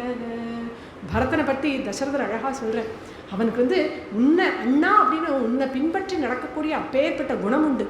தர்மமே அறிஞ்சவன், தர்மாத்மாவாக இருக்கக்கூடியவன், எல்லார்கிட்டையும் கருணையுடையவன், ஜிதேந்திரியனாக இருக்கக்கூடிய அந்த பரதன் கண்டிப்பாக உன்னுடைய பட்டாபிஷேகத்தை கேட்டு சந்தோஷம்தான் படுவான். இவ்வளவு நல்ல குணங்கள் அந்த பரதனுக்கு இருக்கே, இப்பேற்பட்ட குணங்களோட பரதன் சோபிக்கிறானே, என்ன காரணம் அப்படின்னா, தே பிராதா, உன் தம்பிடா ராமா, உன்னை போல தானடா இருப்பான் அந்த பரதன். அதனால பரதன் இல்லைன்னு நீ நினச்சிக்காத. இப்போ பரதனை கூப்பிட்டு அனுப்புறதுக்கு பொழுதில்லை. இங்கேருந்து கேகே தேசத்துக்கு தூதுவர்கள் போகணும்னா 7 நாள் ஆகும். திரும்பி பரத சத்ருநாளை கூட்டின்னு வரணும்னா 7 நாள், 2 வாரம் ஆகிடும். 2 வாரம் ரொம்ப நாள் போல இருக்குது ராஜாவுக்கு. 12 வருஷம் பெரிய காலமாக தெரியல. இப்போ ஏதோ இந்த 2 வாரம் ஒரு லாங் பீரியட் போல் தோன்றுறது. எதனால் அப்படின்னா ராஜாவே அதுக்கான காரணமும் சொல்கிறேன். ராமா, கொஞ்ச நாளாகவே எனக்கு நிறையா துஷ்பப்பனங்கள் எல்லாம் ஏற்படுறது. கனவுல நான் உல்கங்கள் எல்லாம் ஆகாசத்துலேருந்து விழற மாதிரி கனவு காண்றேன். ஸ்வர்ண மரம் அதெல்லாம் கனவுல வருது. இதெல்லாம் கனவுல வந்தது அப்படின்னாக்க உயிருக்கு ஏதோ ஆபத்து அப்படின்னு அர்த்தம். ஜோசியர்கிட்ட போய் இந்த விஷயத்த சொன்னேன். அவனும் சொன்னா, ராஜன்னு உங்கள் நட்சத்திரத்தை சூரியன், அங்காரகன் முதலிய கிரகங்கள் பீடிக்கிறதுனால உங்கள் உயிருக்கு இப்போ கொஞ்சம் ஆபத்து, நீங்கள் ஜாக்கிரதையாக இருக்கணும் அப்படின்னு சொன்னால், எனக்கு உயிர் போகிறத பற்றி கவலை இல்லைடா ராமா. மனுஷாலாக பிறந்தா என்னைக்கான ஒரு நாள் போய்த்தானே ஆகணும், அதுக்கு நான் கவலைப்படலை. ஆனால் நான் இருக்கும் பொழுதே உன் பட்டாபிஷேகத்தை பார்க்கணும்னு ஆசைப்படுறேன். அதனால தான் நாளைக்கே பட்டாபிஷேகம்னு முடிவு பண்ணினேன். அதனால் நீ எந்த குழப்பமும் இல்லாமல் நாளைக்கு வைபவத்துக்கு நீ தயாராக இரு அப்படின்னு ராஜா சொன்ன உடனே சரின்னு அங்கேருந்து ராமன் கிளம்பி நேராக கௌசல்யா அம்மாவை பார்க்கறதுக்கு போகிறார். அம்மா கிட்ட சொல்லணும் இல்லையா விஷயத்தை. இந்த விஷயம் கேள்விப்பட்டு சீதையும் லக்ஷ்மணனும் ஏற்கனவே கௌசல்யா அம்மா ஆற்றுக்கு வந்துடுறான். சுமித்ரையும் அங்கே தான் இருக்கான். இப்போ 4 பேரும் அங்கே இருக்கும்பொழுது ராமன் இங்கேருந்து கிளம்பி கௌசல்யா அம்மாவுக்கும் சுமித்ரா அம்மாவுக்கும் நமஸ்காரம் பண்ணி சொல்கிறார், அம்மா அப்பா எனக்கு நாளைக்கு யுவராஜ பட்டாபிஷேகம் பண்ணுறதா முடிவு பண்ணியிருக்கா அப்படின்னு சொன்னோன்னே சந்தோஷப்பட்டாள் கௌசல்யை. ராமா சிரஞ்சீவியாக இருக்கணும்டா குழந்தை. உன்னை சுபமான சித்திர மாதத்தில் புனர்வசு நட்சத்திரத்தில் குழந்தையாக பெற்றெடுத்தேன். அன்னைக்கு எந்த சந்தோஷத்தை நான் அடைஞ்சேனோ இன்னைக்கு நீ சொல்கிற இந்த விஷயத்தை கேட்டு அதே சந்தோஷத்தை நான் அடையிறேன். நீ என்றைக்கும் சிரஞ்சீவியாக இருடா குழந்தை அப்படின்னு கௌசல்யாமா ஆசீர்வாதம் பண்ணுறா. சுமித்ரா தேவியும் அதே மாதிரி ஆசீர்வாதம் பண்ணுறா. சீதையும் சந்தோஷப்படுறா. லக்ஷ்மணன் என்ன பண்ணிட்டு இருக்கார் அப்படின்னா, எப்பவும் போல் அண்ணாவுக்கு அஞ்சலி ஹஸ்தம் பண்ணிட்டு அண்ணா முகத்தையே பார்த்துட்டு நின்றுட்டுருக்க. உடனே தனக்கு ரொம்ப ஆப்தராக இருக்கக்கூடிய லக்ஷ்மணன் அப்படி கட்டிக்கிறார் இடது கையால். சௌமித்ரே புங்ஷ்வபோகான் த்வமிஷ்டான் ராஜபலானி ச ஜீவிதம் ச ஹி ராஜ்யம் ச த்வதர்த்தம் அபிகாமயே. லக்ஷ்மணா, இந்த ராஜ்யத்தை நான் ஏன் ஏற்றுக்கிறேன் தெரியுமோ? இதில் இருக்கக்கூடிய போகங்கள் எல்லாம் என் தம்பிகள் 3 பேருக்கும் சேர்த்து அனுபவிக்கணும் அப்படிங்கிறதுனால தாண்டா ஏற்றுக்கிறேன். இப்போ நீ என் பக்கத்தில் இருக்க, அதனால இந்த ராஜ்ய போகங்களெல்லாம் நீயும் சேர்த்து அனுபவி அப்படின்னு லக்ஷ்மணன் கிட்ட சொல்கிறேன். அவ்வளவு பிடிக்கும் ராமனுக்கு தன் தம்பிகளையும். முக்கியமாக லக்ஷ்மணன் இங்கே கூட இருக்கிறதுனால லக்ஷ்மணன் தோளில் கையை போட்டுண்டு இதை சொல்லிட்டு ராமர் அவருடைய ஆற்றுக்கு போகிறார் சீதையோட. இதுக்குள்ளே தசரதர் வசிஷ்டரை பார்த்து சொல்கிறார், நாளைக்கு பட்டாபிஷேகம் அப்படிங்கிறதுனால ராமனுக்கு போய் என்னென்ன விரதங்கள் இருக்கணும், முதல் நாள் பூர்வாங்கம் இருக்கும் இல்லையா, அதெல்லாம் என்னென்ன பண்ணணும்னு நீங்கள் போய் சொல்லிட்டு வாங்கோ அப்படின்னோடனே வசிஷ்டர் ராமனுடைய ஆற்றுக்கு வந்து என்னென்ன பண்ணணும்னு கிரமமாக சொல்கிறார். ராமா, இன்னைக்கு ராத்திரி நீ உபவாசம் இருக்கணும், தர்பை புல்லில் தான் படுத்துக்கணும், யார்ட்டையும் பேசக்கூடாது, ஸ்நானம் பண்ணிவிட்டு நம்மளுடைய குலதெய்வமாக இருக்கக்கூடிய புருஷோத்தமனுக்கு நீ பூஜை பண்ணணும் அப்படின்னு என்னெல்லாம் பண்ணணுமோ எல்லாத்தையும் சொல்லிவிட்டு வசிஷ்டர் அங்கேருந்து கிளம்பி போகிறார். வசிஷ்டர் கிளம்பி போனதுக்கப்புறமா கதே புரோஹிதோ ராமः ஸ்நாதோ நியதமானசः சஹபத்யா விஷாலாக்ஷ்யா நாராயணம் உபாகமத். வசிஷ்டர் சொன்னபடியே சாயங்காலம் மங்கள ஸ்நானம் பண்ணி அதுக்கான மடிப்பட்டை உடுத்திண்டு சீதை கிட்ட கூட பேசலை. அவளுடைய குலதெய்வமாக இருக்கக்கூடிய நாராயணனை பூஜை பண்ண ஆரம்பித்தார் அப்படின்னு இந்த ஸ்லோகம். யார் இந்த நாராயணன் அப்படின்னா, இப்போ ஸ்ரீரங்கத்தில் படுத்துட்டு இருக்காரே ரங்கநாத பெரிய பெருமாள், அவர் தான் இக்ஷ்வாகு வம்சத்தில் வந்த எல்லா ராஜாக்களுக்கும் குலதெய்வமாக இருந்துன்னு வந்தான். அந்த பெரிய பெருமாள் அயோத்தியிலிருந்து எப்படி ஸ்ரீரங்கத்துக்கு வந்தார் அப்படின்னு ஒரு சுவாரஸ்யமான கதை உண்டு. ராமனுக்கு பட்டாபிஷேகம் நடக்கும் பொழுது விபீஷ்ணரும் அந்த பட்டாபிஷேகத்துக்கு வந்திருக்கார். வந்த இடத்துல அவர் சொல்கிறார், ராமா நான் இங்கேயே இருந்து விட்றேன், உங்களை விட்டுட்டு எனக்கு திரும்பி பிரிஞ்சு லங்கைக்கு போகிறதுக்கு எனக்கு இஷ்டம் இல்லை, நான் இங்கேயே இருந்து விட்றேனே அப்படின்னு கேட்கும் பொழுது ராமர் பார்க்குறார், அப்போ லங்கையை யார் பரிபாலனம் பண்ணுறது? லங்கைக்கு ராஜாவாக உங்களை நான் நியமிச்சிருக்கேன். அதனால ராமனுக்கு என்ன சங்கல்பமோ தெரியல, அவர் ஆராதிச்சுன்னு வந்த பெரிய பெருமாள் எடுத்து விபீஷ்ணர்கிட்ட கொடுத்து இதை உங்கள் ஊரில் கொண்டு போய் எழுந்தருளை பண்ணிட்டு இதை பூஜை பண்ணிகிட்டே வாங்கோ, இந்த பெருமாள் வேற நான் வேற கிடையாது, நானே இந்த பெருமாள் அப்படின்னு சொல்லி கொடுக்குறேன். சந்தோஷமாக அந்த பெரிய பெருமாளை தூக்கிண்டு ஆகாச மார்க்கமாக அயோத்தியிலேருந்து லங்கைக்கு பறந்து வந்துட்டுருக்கார் விபீஷ்ணர். அனுஷ்டானத்துக்கான காலம் வந்துடுறது. சரி அனுஷ்டானம் பண்ணணுமே, சந்தியாவந்தனம் பண்ணணுமே, எங்கேயாவது ஜலம் இருக்கா அப்படின்னு கீழே பார்த்தா ஜிலு ஜிலு ஜிலுன்னு உபய காவேரி ஓடின்னு இருக்கா. சரி இங்கேயே அனுஷ்டானம் பண்ணுவோம் அப்படின்னு பெரிய பெருமாளை காவேரி கரையில் வச்சுட்டு அவர் அனுஷ்டானம் பண்ண போயிடுறார். அந்த சமயமாக தர்மவர்மா அப்படின்னு ஒரு சோழ ராஜா, அவர் ரொம்ப வருஷ காலமாக பகவானை பிரத்யக்ஷமாக பார்க்கணும் அப்படின்னு அங்கே உட்கார்ந்துட்டு தபஸ் பண்ணிட்டு இருக்கார். இந்த க்ஷணம் அவருக்கு நிஷ்டை கலையிறது. கலைஞ்சோட கண்களை திறந்து பார்த்தா எதிர்க்கு பெரிய பெருமாள். ஒரே சந்தோஷம், ஆஹா ஆஹா என்னுடைய தபஸுக்கான பலன் கிடைச்சுடுத்து, தன்யோஸ்மி அனுகிரகித்தோஸ்மி, எனக்கு பகவான் பிரத்யக்ஷமாயிட்டார் அப்படின்னு ஒரே ஆனந்த கூத்தாடின்னு இருக்கார். அங்கேருந்து விபீஷ்ணர் வந்து கேட்குறார், ஓய் என்ன ஒரே ஆனந்த கூத்தாட்டமாக இருக்குது, என்ன நடந்து போச்சு பாருங்களே, என் தபஸுக்கு பெரிய பெருமாள் அப்படியே பிரத்யக்ஷமாக வந்துட்டார்.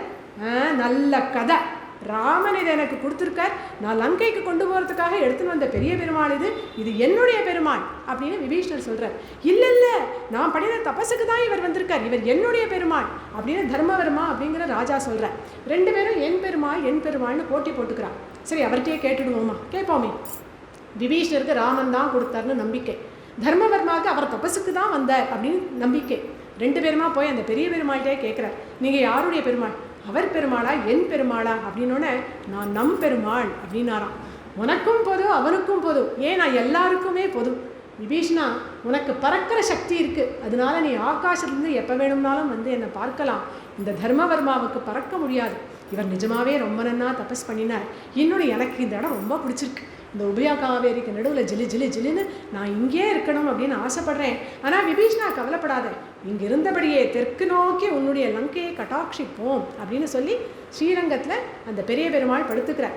அவர் ஸ்ரீரங்கத்துக்கு வந்ததுக்கு அப்புறம்தான் அவருக்கு ரங்கநாதங்கிற பேரே வந்தது. அது வரைக்கும் அவருக்கு நாராயணன் அப்படிங்கிற பேர்.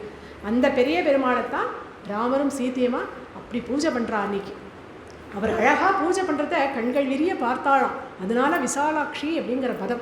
அழகாக அவர் பூவெடுத்து போடுறது, நீளமான கையால் அப்படி சத்திரம் போடுறது, சாமரம் பிடிக்கிறது அப்படின்னு ராமருடைய பூஜையை அவ்வளவு ஆசையாக சீதாதேவியும் பார்க்குறா. அதுக்கப்புறம் பூஜை முடிஞ்சதுக்கப்புறமா வெளியில் தர்பைகளை பரப்பிண்டு ராமர் தன்னுடைய கையவே உபாதானமாக கொண்டு படுத்துக்கிறார். சீதாதேவி பாத சேவை பண்ணுறான். இதை பார்க்குறதுக்கு எப்படி இருக்குன்னா, உள்ளே இருக்கக்கூடிய பெரிய பெருமாள் மூலவர் போலவும் வெளியில் இருக்கக்கூடிய சீதாராமர்கள் உற்சவர் போலவும் காட்சியளித்தாலாம் அந்த ராமபவனத்தில். சரி, இவா இப்படி இருக்கா, ஊர் எப்படி இருக்குது அப்படின்னா, அன்னி ராத்திரி பொழுது ராத்திரி போலவே தோணலை, யாருமே தூங்கலை. அத்தனை பேரும் கோலம் போடுறதும் அலங்காரம் பண்ணுறதும் ஜெய ஜெய ஜெய ஜெயன்னு இருக்குது. குழந்தைகள் கூட தூங்கலை. பாலாபி கிரீடமானா கிரகத்வாரேஷு சங்கஷ. ஒரு குழந்தை அம்மாட்ட போய் சொல்கிறது, அம்மா நாளைக்கு ஸ்கூல் லீவ். ஏண்டா, உனக்கு விஷயமே தெரியாதா, நாளைக்கு ராமண்ணாக்கு பட்டாபிஷேகம் அப்படிங்கிறது. இன்னொரு குழந்தை அவனோட ஃப்ரெண்டுக்கிட்ட பேசிக்கிறான், டேய் நாளைக்கு ராமண்ணாவுக்கு பட்டாபிஷேகமா, சத்ருஞ்சயன் யானை மேலே முதல்ல சித்திரவீதிக்கு தான் வருவான்னு எங்கள் அம்மா சொல்லியிருக்காடா, ஆனால் நான் தாண்டா ராமண்ணாவை முதல்ல பார்ப்பேன் அப்படிங்கிறது. போடா, எங்கள் அம்மா ரதத்து மேலே தான் ராமன் வருவான்னு சொல்லியிருக்கார், முதல்ல நான் இருக்கக்கூடிய உத்தரவீதிக்கு தாண்டா வருவேன், நான் தான் முதல்ல ராமண்ணாவை பார்ப்பேன் அப்படின்னு குழந்தைகள் ராமனை பார்க்குறதுக்கு போட்டி போடுறான். பெண் குழந்தைகள் எல்லாரும் அம்மா கிட்ட சொல்கிறான், அம்மாம்மா பூக்கோலம் போடுமா, யானை கோலம் போடுமா அப்படின்னு ராமனுக்கு பட்டாபிஷேகம் அப்படின்னு குழந்தைகள் முதற்கொண்டு சந்தோஷமாக இருக்கான். ஸ்ரீகள் என்ன பண்ணுறா அப்படின்னா, சரையு நதிக்கரையில் ஜலம் எடுத்துன்னு வரதுக்காக ஹேம குட்டம் ஸ்வர்ண குடத்தை எடுத்துட்டு ஜலம் எடுக்கிறதுக்காக போகிறான். ஜலம் எடுத்தாச்சு, ஆற்றுக்கு போயிடலாமே அப்படின்னா படித்துறையில் நின்றுட்டு ஒரு 10 நிமிஷம் ராம பட்டாபிஷேகத்தை பற்றி அங்கே பேசிகிட்டு இருக்கான். இப்படி பேசிகிட்டே இருக்கும் பொழுது ஒருத்தி சந்தோஷத்தில் அப்படியே அவளுடைய கையை அப்படி தூக்கும் பொழுது அது கொட்டமானது அந்த படித்துறையில் ஒரு படியாக கீழே விழுந்துதான். ராமாபிஷேகே மத விஹ்வலாயாக கக்ஷாச்சுதோ ஹேமகடஸ்தருண்யாக சோபான மார்கேன கரோதி சப்தம் டம் டம் டடம் டம் டடம் டடம் டஹ. இது காளிதாசருடைய ரகுவம்சத்தில் வரக்கூடிய ஸ்லோகம். அந்த பெண்கள் அவளுடைய குடம் அந்த தரையோட போகிறது கூட தெரியாமல் ராமருடைய பட்டாபிஷேகத்தை அப்படி ஸ்லாகிச்சு பேசிட்டு இருந்தா அப்படின்னு ஊரே இப்படி சந்தோஷமாக இருக்க, ஞாதிதாசியதோ ஜாதா கைகேயாஸ்து சஹோஷிதா பிராசாதம் சந்திர சங்காசம் ஆருரோஹ எதிர்ச்சையா. மந்தரை அப்படின்னு கைகேயினுடைய பணிப்பெண் சந்திரனை போல பளபளன்னு இருக்கக்கூடிய கைகேயினுடைய அரண்மனையோட மேல் மாடத்தில் எதிர்ச்சியா ஏறினாலாம். ஞாதிதாசி யதோ ஜாதா, யதோ ஜாத்தானா எங்கேயோ பிறந்தவோ எங்கிருந்தோ வந்தவோ அப்படின்னு ஒரு சுவாரஸ்யமே இல்லாமல் தான் வால்மீகி மந்திரையை இன்ட்ரடியூஸ் பண்ணுறார். ஏன்னா இவளால் தானே அனர்த்தம் நடக்க போகிறது. அப்பேற்பட்ட மந்திரை அங்கே அப்படியே மேல் மாடத்தில் ஏறுறா. ஏறி இப்படி பார்க்குறான், ஊரெல்லாம் ஜெய ஜெய ஜெய ஜெய ஜெயன்னு இருக்குது. அயோத்தி எப்போவுமே ஜெய ஜெயன்னு தான் இருக்கும். இன்றைக்கி இன்னும் அதிகப்படியான ஆனந்தத்தோடு எல்லாரும் சிரிப்பும் கழிப்புமா இருக்காளே, என்ன காரணம் அப்படின்னு பக்கத்தாத்த பார்த்தாலும். பக்கத்து வீடு கௌசல்யா அம்மாவோட வீடு. அவள் என்ன பண்ணிட்டுருக்கா அப்படின்னா, நிறைய வஸ்திரங்கள் நகைகள் ஸ்வர்ணதானம் எல்லாம் பண்ணிட்டு இருக்கிறத பார்த்த உடனே ஒரு அசூயை கண்ணோட அவளுக்கு வயத்தை எரியது. அட, கௌசல்யா இவ்வளோ சந்தோஷமாக இருக்காளே, என்ன காரணம்னு தெரியலையே அப்படின்னு பக்கத்தில் ஒரு சேட்டி பெண் பெருக்கின்னு இருக்கா. அவள்கிட்ட போய் கேட்குறா, என்னடி இது, ஒரே குதூகலமாக இருக்குது, கௌசல்யா நிறையா தானமெல்லாம் பண்ணிட்டு இருக்கா, ஒரே சந்தோஷமாக இருக்கிற போல இருக்கே, என்னடி விஷயம்? அடி மந்திர, உனக்கு விஷயமே தெரியாதா, விடிஞ்சா ராமனுக்கு பட்டாபிஷேகம் அப்படின்னு அந்த பெண் சந்தோஷமாக சொன்னோன்னே பயத்தை மட்டும் எரிஞ்சிட்டு இருந்த மந்திரைக்கு உடம்பு முழுக்க எரிய ஆரம்பிச்சுதான். மேல் மாடத்துல இந்த 2 படிக்கு ஒரு படியாக தாண்டி தாண்டி தாண்டி நேர கைகேயி முன்னாடி வந்து நிற்கிறான். கைகேயி அப்போ சாயங்காலம் ஒரு 7-8 மணி இருக்கும். அவளுடைய பரியங்கத்தில் உல்லாசமாக படுத்துண்டு தசரதனுடைய வருகைக்காக காத்துட்டுருக்கான். அவர் ரிலாக்ஸ்டாக இருக்கா, அழகாக அலங்காரம் எல்லாம் பண்ணிட்டு எப்போ சக்கரவர்த்தி வருவார். எப்பொழுதுமே ராஜா அவருடைய சபையை முடிஞ்சோட கைகேயுடைய ஆத்துக்கு தான் வருவார். அவருக்கு பிரியமான மகிழ்ச்சி இந்த கைகேயி. ஏன்னா ரொம்ப இளமையானவள், அழகானவள், பிரியப்பட்டவள் அப்படிங்கிறதுக்காக ராஜாவுக்கு கைகேயை ரொம்ப பிடிக்கும்.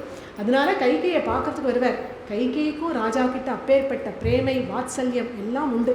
காத்துட்டுருக்கான். அப்படி சாதாரணமாக பரியங்கத்தில் படுத்துட்டு இருக்கக்கூடிய கைகேயை முன்னாடி வந்து நிற்கிறா மந்திரை.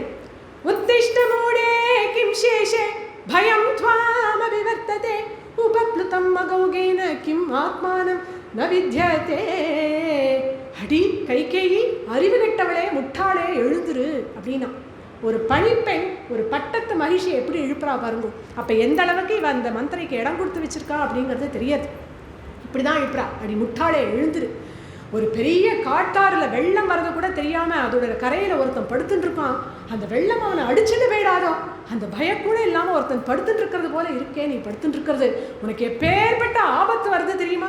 அது கூட தெரியாமல் படுத்துட்டு இருக்கியே அப்படின்னு கேட்டோன்னே படுத்துண்டே கைகேயி பதில் சொல்கிறான். எனக்கு எப்படி ஆபத்து வரும்?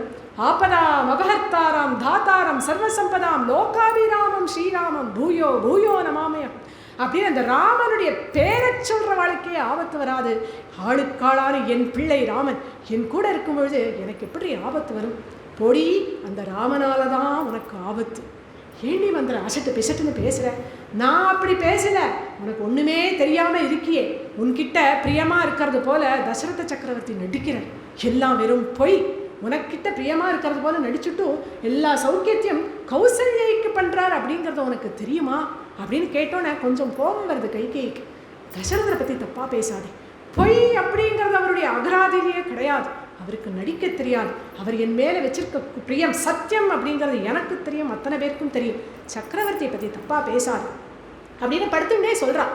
அதுக்கும் மேலே சொல்கிறான். அடி, ஒன்றுமே புரியலையே உனக்கு. நிஜமாவே கௌசல்யைக்கு தான் அவர் சௌக்கியத்தை பண்ணிட்டு இருக்கார். என்ன பண்ணுறார் தெரியுமா? நாளைக்கு கௌசல்யை பெற்று வச்சிருக்காளே ராமன், அந்த ராமனுக்கு பட்டாபிஷேகம் அப்படின்னு சொன்னோன்னே படுத்துன்ற அந்த கைகேயி சந்தோஷத்தில் அப்படியே எழுந்து உட்கார்ந்துட்டாள். அதீவ சாது சம்ஹிருஷ்டா கைகேயி விஸ்மயான்விதா ஏகம் ஆபரணம் தஸ்யை குப்ஜாயை பிரததௌ சுபம். சந்தோஷமாக எழுந்து உட்காரும் பொழுது அவனுடைய முகமே அப்படி சந்திரனை போல பிரகாசித்துதான். ராமனுக்கு பட்டாபிஷேகமா? என் ராமனுக்கு பட்டாபிஷேகமா? அடி மந்திரி, இதை தானே நீ முன்னாடி சொல்லியிருக்கணும். இதை எப்படி சொல்லணும்னு கூட தெரியாமல் இப்படி வந்து சொல்லியிருக்கே. சரி, போனா போகிறது, நல்ல விஷயத்தை சொன்னேன். இந்த முத்து மாலையை பரிசாக வாங்கிக்கோ அப்படின்னு தன் கழுத்தில் இருக்கக்கூடிய ஒரு அழகான ஆபரணத்தை பரிசாக கொடுக்குறான். நான் ரொம்ப சந்தோஷமாக இருக்கேன் மந்திரி. இன்னும் உனக்கு என்ன வேணுமோ கேள், எல்லாமே உனக்கு நான் கொடுக்குறேன் அப்படின்னு சொல்லும் பொழுது அந்த முத்து மாலையை அப்படி கைகேயி மேலேயே விட்டுறா மந்திரி. கைகேயி, உனக்கு பரதன் ஒரு பிள்ளை இருக்கான் அப்படிங்கிறதே மறந்து போச்சா? பரதன் கேகே தேசத்துக்கு போன விட்டு அவன் இருக்கான் அப்படிங்கிறதையே மறந்து போயிட்டியே. உனக்கு பரதனை ராஜாவாகி பார்க்கணும் அப்படின்னு துளி கூட எண்ணமே இல்லையா அப்படின்னோடனே கைகேயி சொல்கிறான். ராமேவா பரதேவாஹம் விசேஷம் நோபலக்ஷயே தஸ்மாத் துஷ்டாஸ்மி யத் ராஜா ராமம் ராஜே விசேக்ஷதி. எனக்கு பரதனுக்கும் ராமனுக்கும் வித்தியாசமே தெரியாது மந்திரி. 2 பேரும் என் குழந்தைகள், 2 பேரும் என் ரத்னங்கள்.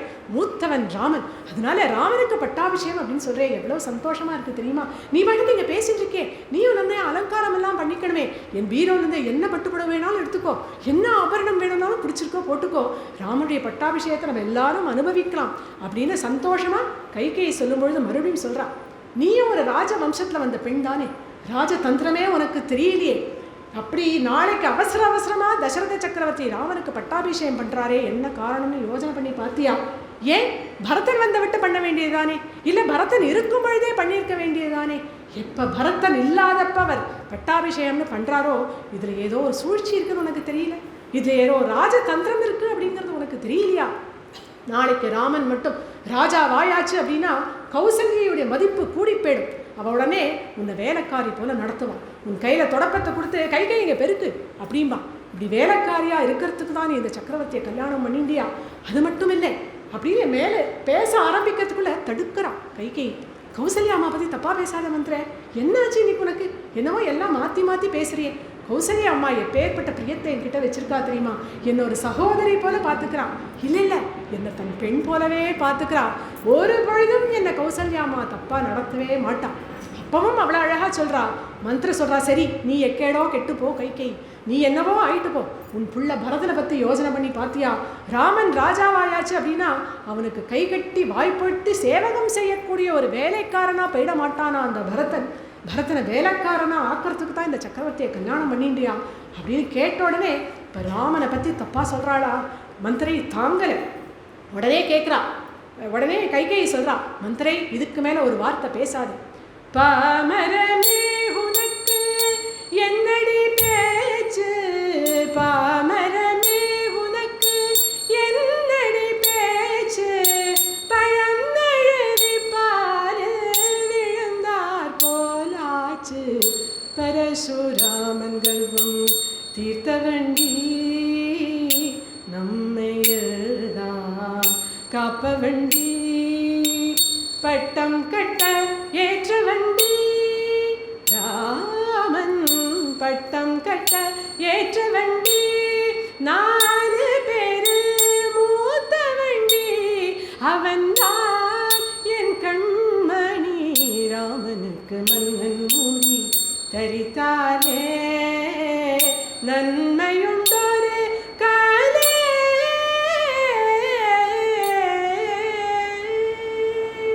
அருணாச்சல கவிராயரோட கீர்த்தனை. மந்திரை சொல்கிறா, பாமரத்தை போல பேசுகிறேன், நீ என்ன முட்டாள்ங்கிற, நீ தான் மந்திரை முட்டாள். என்ன இப்போ நடந்து வைத்து? இக்ஷ்வாக்கு வம்சத்தில் வழி வழியாக நடக்கிறது தானே நடக்கிறது. மூத்த பிள்ளைக்கு தானே இக்ஷ்வாக்கு வம்சத்தை எப்போவுமே பட்டம் கட்டுவான். அந்த ரீதியில் பார்த்தா ராமனுக்கு தானே பட்டம் கட்டி ஆகணும். இதில் சூழ்ச்சி எங்கிருந்து வந்தது? பரதனுக்கு பட்டம் எப்படியுமே கிடையாது.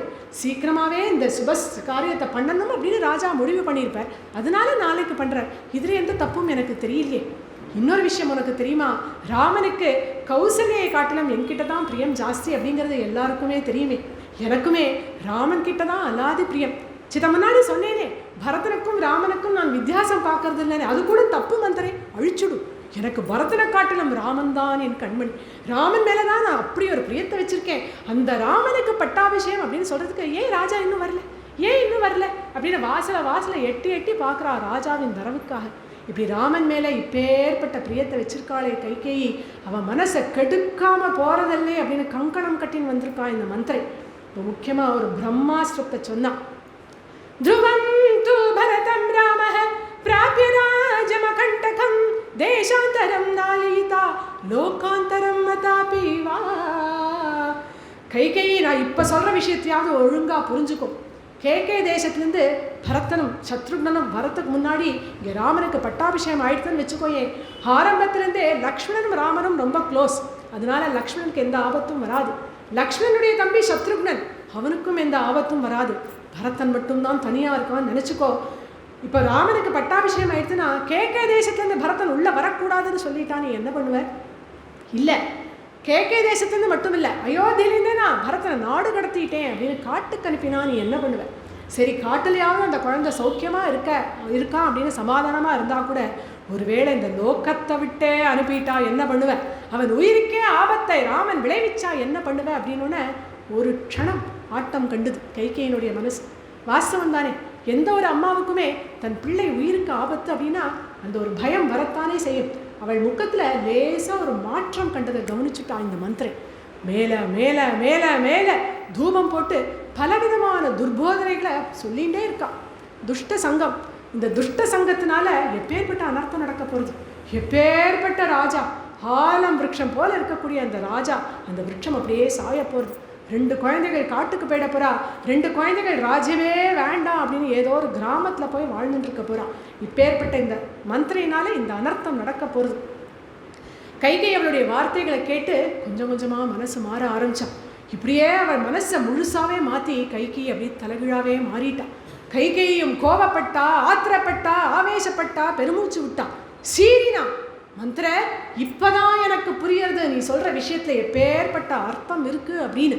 வாஸ்தவந்தான், ராமன் ராஜாவாக கூடாது, அந்த ராமன் காட்டுக்கு போயாகணும், பரதனே ராஜாவாகணும், அதுக்கு என்ன யுக்தி அப்படின்னு நீயே சொல்ல மந்திர அப்படின்னு மந்திரியோட கை பாவையாவே மாறிட்டான். அந்த கைகை கடகடன்னு சிரிச்சா மந்திரை. அவளுடைய காரியம் சித்தியாக போறது இல்லையா? கேட்டா, என்ன கைகேயி தெரியாதது போல நடிக்கிறியா, இல்லை என்ன பரீட்சை பண்ணி பார்க்கறியா?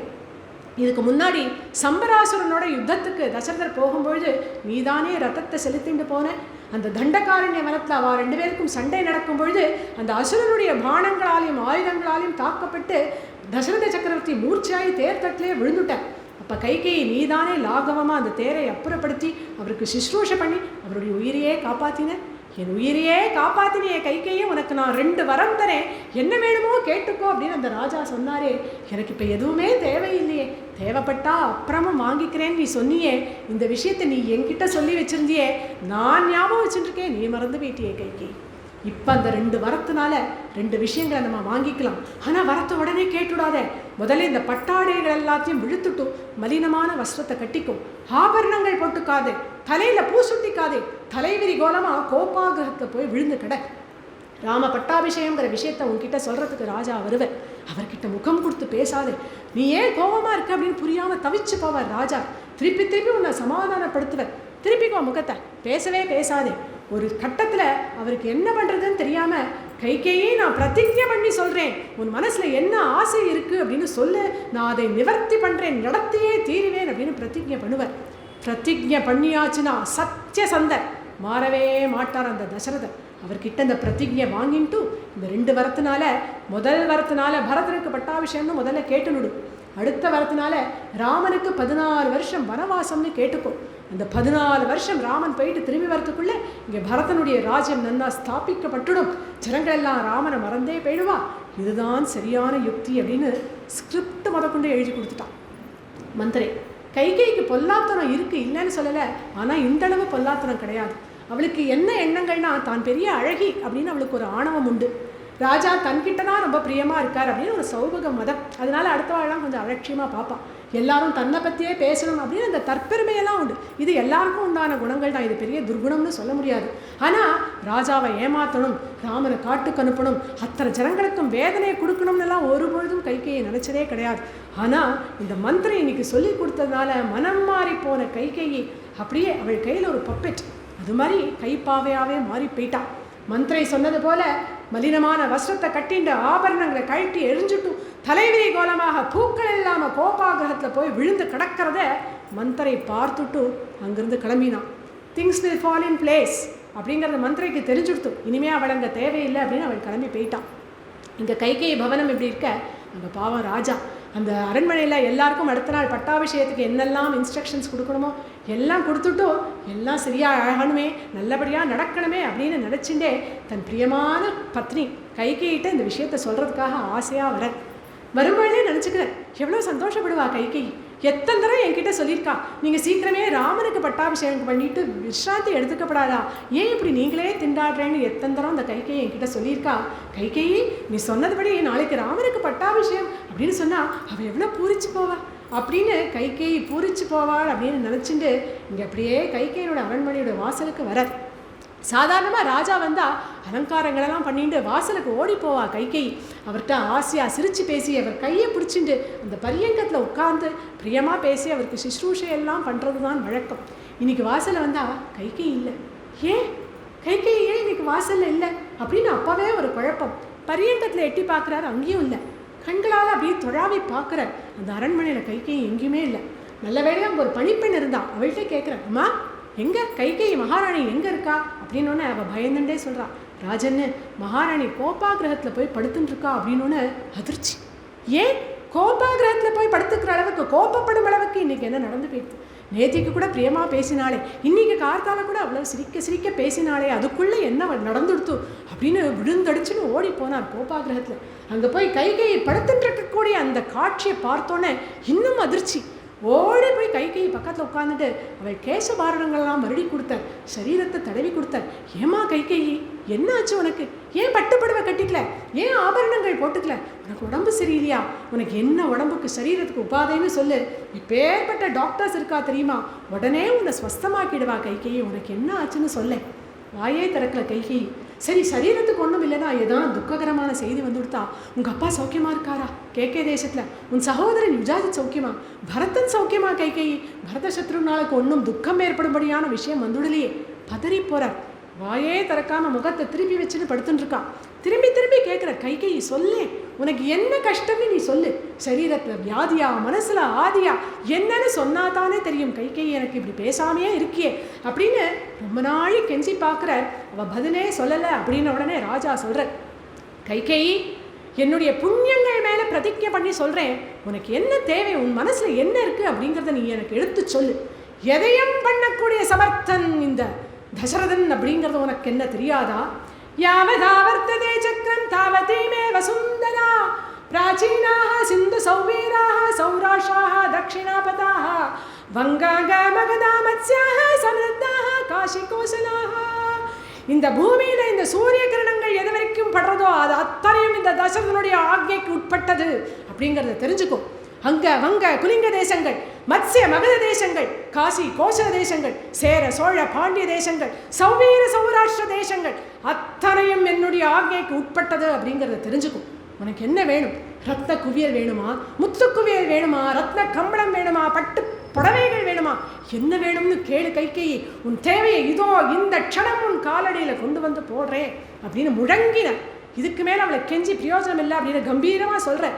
நீ இப்போ கேட்கக்கூடிய விஷயத்தை செய்யக்கூடிய சமர்த்தன் நான் அப்படின்னு தெரிஞ்சுக்கோ அப்படின்னு ராஜா சொன்ன உடனே மெதுவாக வாயை திறக்கிறான். எனக்கு சரீரத்தில் எந்த வியாதியும் இல்லை, நான் என்ன ஸ்வஸ்தமாக தான் இருக்கேன். என்னவோ இது வேணுமா அது வேணுமான்னு கேட்டேளே, எனக்கு எதுவும் வேண்டாம், எல்லாமே நீங்கள் ஏற்கனவே நிறையா வாங்கி கொடுத்துட்டே, என்கிட்ட எல்லாமே நிறையா இருக்குது.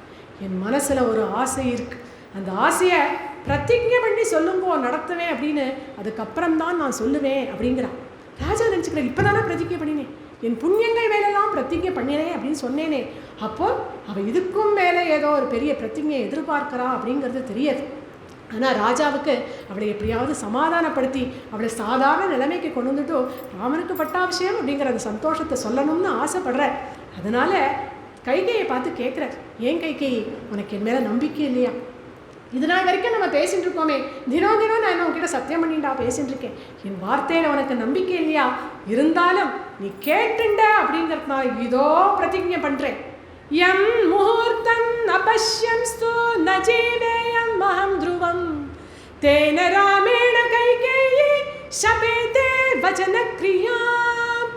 எந்த ராமனை ஒரு முகூர்த்தம் பிரிஞ்சா கூட என் தேகத்தில் ஜீவனானது தங்காதோ அந்த ராமன் மேலே பிரதிஜை பண்ணி சொல்கிறேன் கைகேயி, உன்னுடைய மனோரதம் என்ன அப்படிங்கிறத கேட்டுட்டு அதை நிச்சயம் நான் நிறைவேற்றி வைப்பேன் அப்படின்னு சொன்னோன்னே உள்ளூர சந்தோஷப்பட்டாள் கைகேயி. உடனே சொல்கிறான், நீங்கள் பண்ணின இந்த பிரதிஜைக்கு சூரிய சந்திராலாம் சாட்சி, கிரகங்கள் அத்தனையும் சாட்சி, வரதேவதைகள் சாட்சி, கிரகதேவதைகள் சாட்சி, சர்வ பூத்தங்களும் சாட்சி அப்படின்னு அத்தனை பேரும் சாட்சி கிழித்தோன்னே பயப்படுறார் ராஜா. ஏதோ பெருசாக கேட்க போகிறா போல இருக்கு, பீடிகையெல்லாம் எவ்வளோ பிரமாதமாக போடுறாளே, யாரெல்லாமோ சாட்சிக்கு கூப்பிடுறாளே, அப்படி என்ன இவளுக்கு மனசில் ஆசை அப்படின்னு ராஜா தவிப்போடு இருக்கும் பொழுதே கேட்டா. ஏய வரங்கள் ரெண்டு ஒன்றினால் என் சே உலகாழ்வது, சீதை கேள்வன் ஒன்றாய் போய் வனமாழ்வது என புகன்று நின்றாள், தீயவை யாவையினும் சிறந்த தீயாள். கம்பநாடன் பாசுரம். தீயவை யாவையினும் சிறந்த தீயாள்.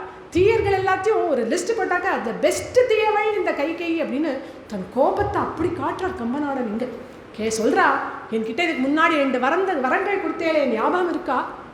அந்த வரத்தின் பிரகாரம் முதல் வரத்தினால என் பிள்ளை பரதனுக்குத்தான் பட்டாபிஷேகம் நடக்கணும். 2 அது கூட தாங்கி நிடுவேன் தசரதன், சரி போனா போகிறது அப்படின்னு அதை கூட ஒத்து நிடுவேன். 2வதாக கேட்டாலே பார்ப்போம். கௌசல்யின் மகன் சீதையின் கேள்வன் ராமன் 14 வருஷங்கள் மரவுரி தரிச்சுண்டு ஜட்டாபாரங்களை போட்டுண்டு தண்டகாரண்யம் அப்படிங்கிற அந்த வனத்தில் போய் தபஸ்வி கோலத்தில் வாழ வேண்டியது 14 வருஷங்கள் கழித்து தான் அயோத்திக்குள்ளே நுழையணும் அப்படின்னு கேட்டாலே பார்ப்போம். வேறந்த மரம் போல தொபீர்னு இந்த பூமியில் விழுந்து மூர்ச்சை ஆயிட்டார். அவர் மூர்ச்சையை தெளிவிக்கணும்னு கூட தோணலை. கைகேயிக்கு பார்த்துட்டே நிற்கிறான். மூர்ச்சை தானே தெளியறது. எழுந்து பார்க்குறேன், என்னது இது?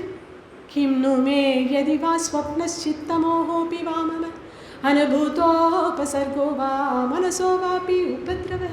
இது என்னது ஸ்வப்னமா, இல்லை எனக்கு சித்த பிரமை தான் ஏற்பட்டு கொடுத்தா, இல்லை ஜோசியர் சொன்னபடி என் கிரகங்கள் எல்லாம், என் நட்சத்திரம் எல்லாம், ராகு கேது முதலிய கிரகங்கள் பீடிக்கிறதா, எனக்கு பிரம பிடிச்சு கொடுத்தா, பித்த பிடிச்சு கொடுத்தா, என் கைகேயா இந்த வார்த்தைகளை சொல்றான்.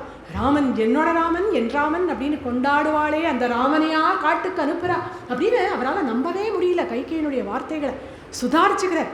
இல்லை இது உண்மைதான் அப்படின்னு தெரிஞ்சுட்டு கைகேயி தன் மனைவி தானே முதல்ல அவள்கிட்ட கோபமா பேசுறார்.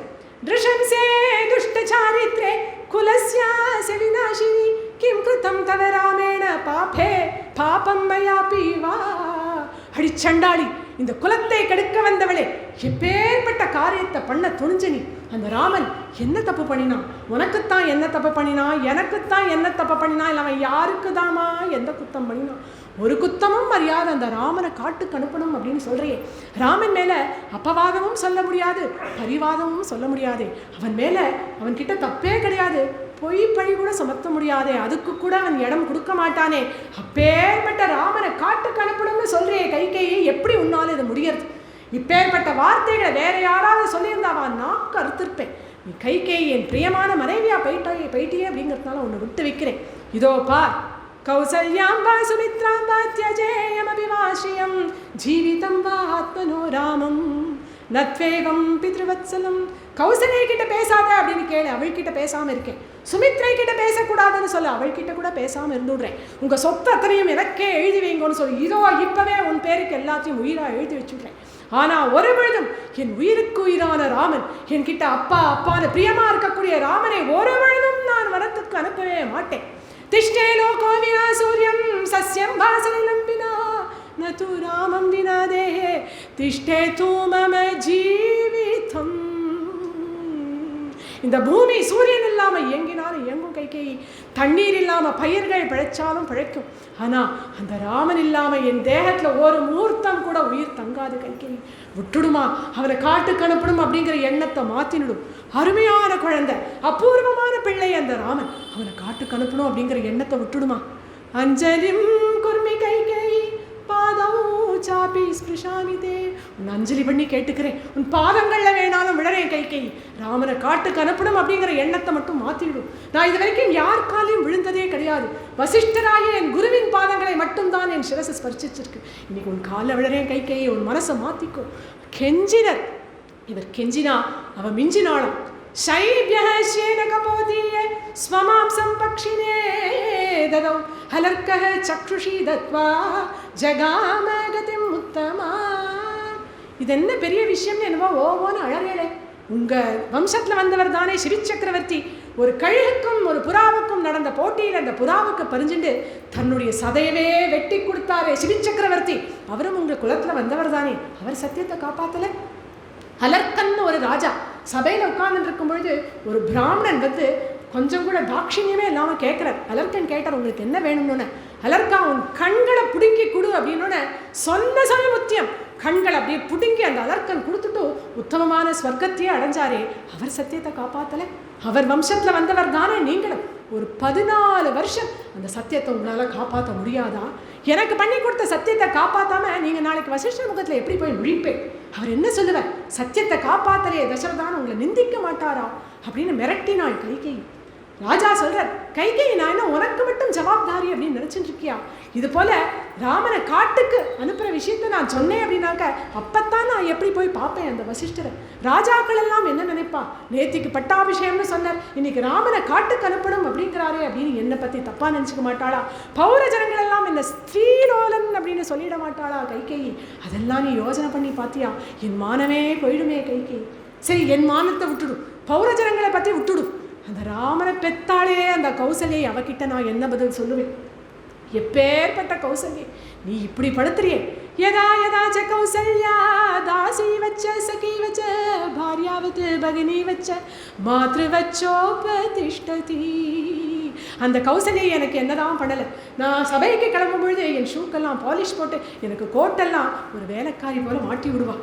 என்கிட்ட விளையாடும் பொழுது ஒரு தோழி போல நடந்துப்பா. இந்த மாதிரி யஜ்யங்களெல்லாம் பண்ணும்பொழுது கம்பீரமாக என் மனைவியாக என் பக்கத்தில் வந்து நிற்பா.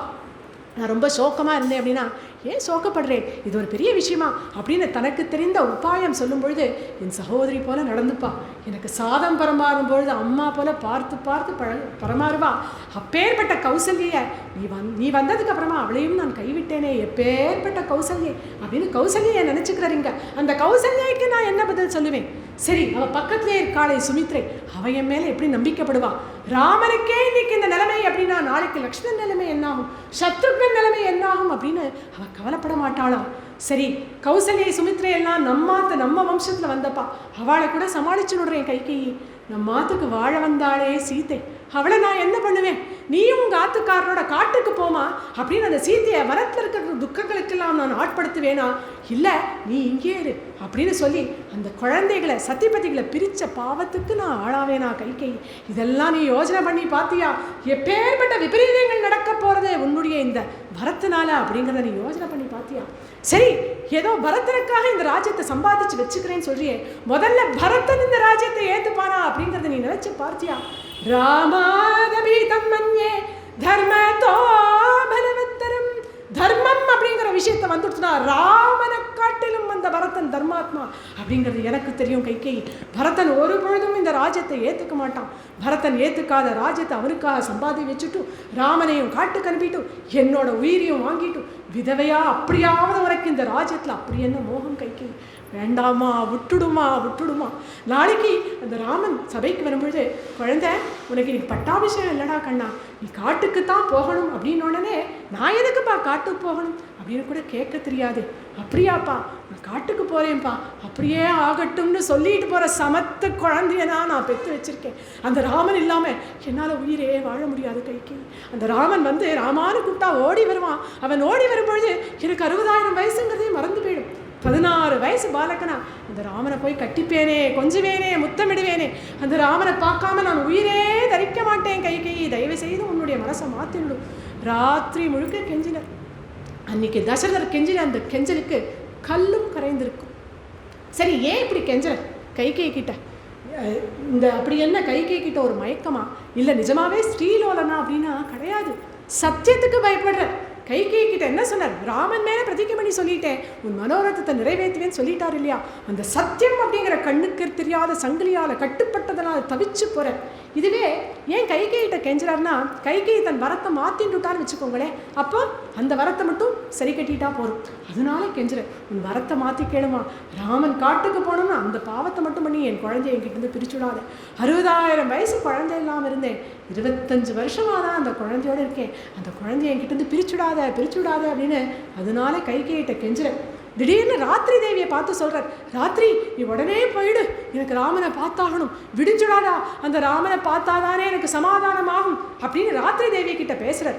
அடுத்த க்ஷணம் சொல்கிறேன், ராத்திரி தேவி நீ போயிடாதம்மா, நீயே இங்கே இருந்துரும், ஏன்னா நாளைக்கு விடிஞ்சா ராமனை காட்டுக்கு அனுப்ப வேண்டி வந்துடுமே, என்னால் அது தாங்க முடியாது, ராமன் என்னால் அனுப்பவே முடியாது காட்டுக்கு, இந்த ராத்திரி நீ இங்கே இருந்துடும் அப்படின்னு ராத்திரி முழுக்க அந்த பாடுபட்டார் அந்த தசரதர். ஒரு 1/2 மணி நேரம் 1 மணி நேரம் பேசியிருப்பாளா அந்த மந்திரை. அப்படியே மனசு மாறி போயிடுத்தே. ராத்திரி முழுக்க கெஞ்சறாரே, மனசு மாறவே இல்லையே. அவள் ஒரு பணிப்பெண், அவள் சொன்னதை கேட்டு மனசு மாறித்தே. சொந்த ஆத்துக்காரர் பிரியமாக இருக்கக்கூடிய அந்த பர்த்தா சொல்லியும் கைகேயினுடைய மனசு மாறல அப்படிங்கிறது ஃபேக்ட்.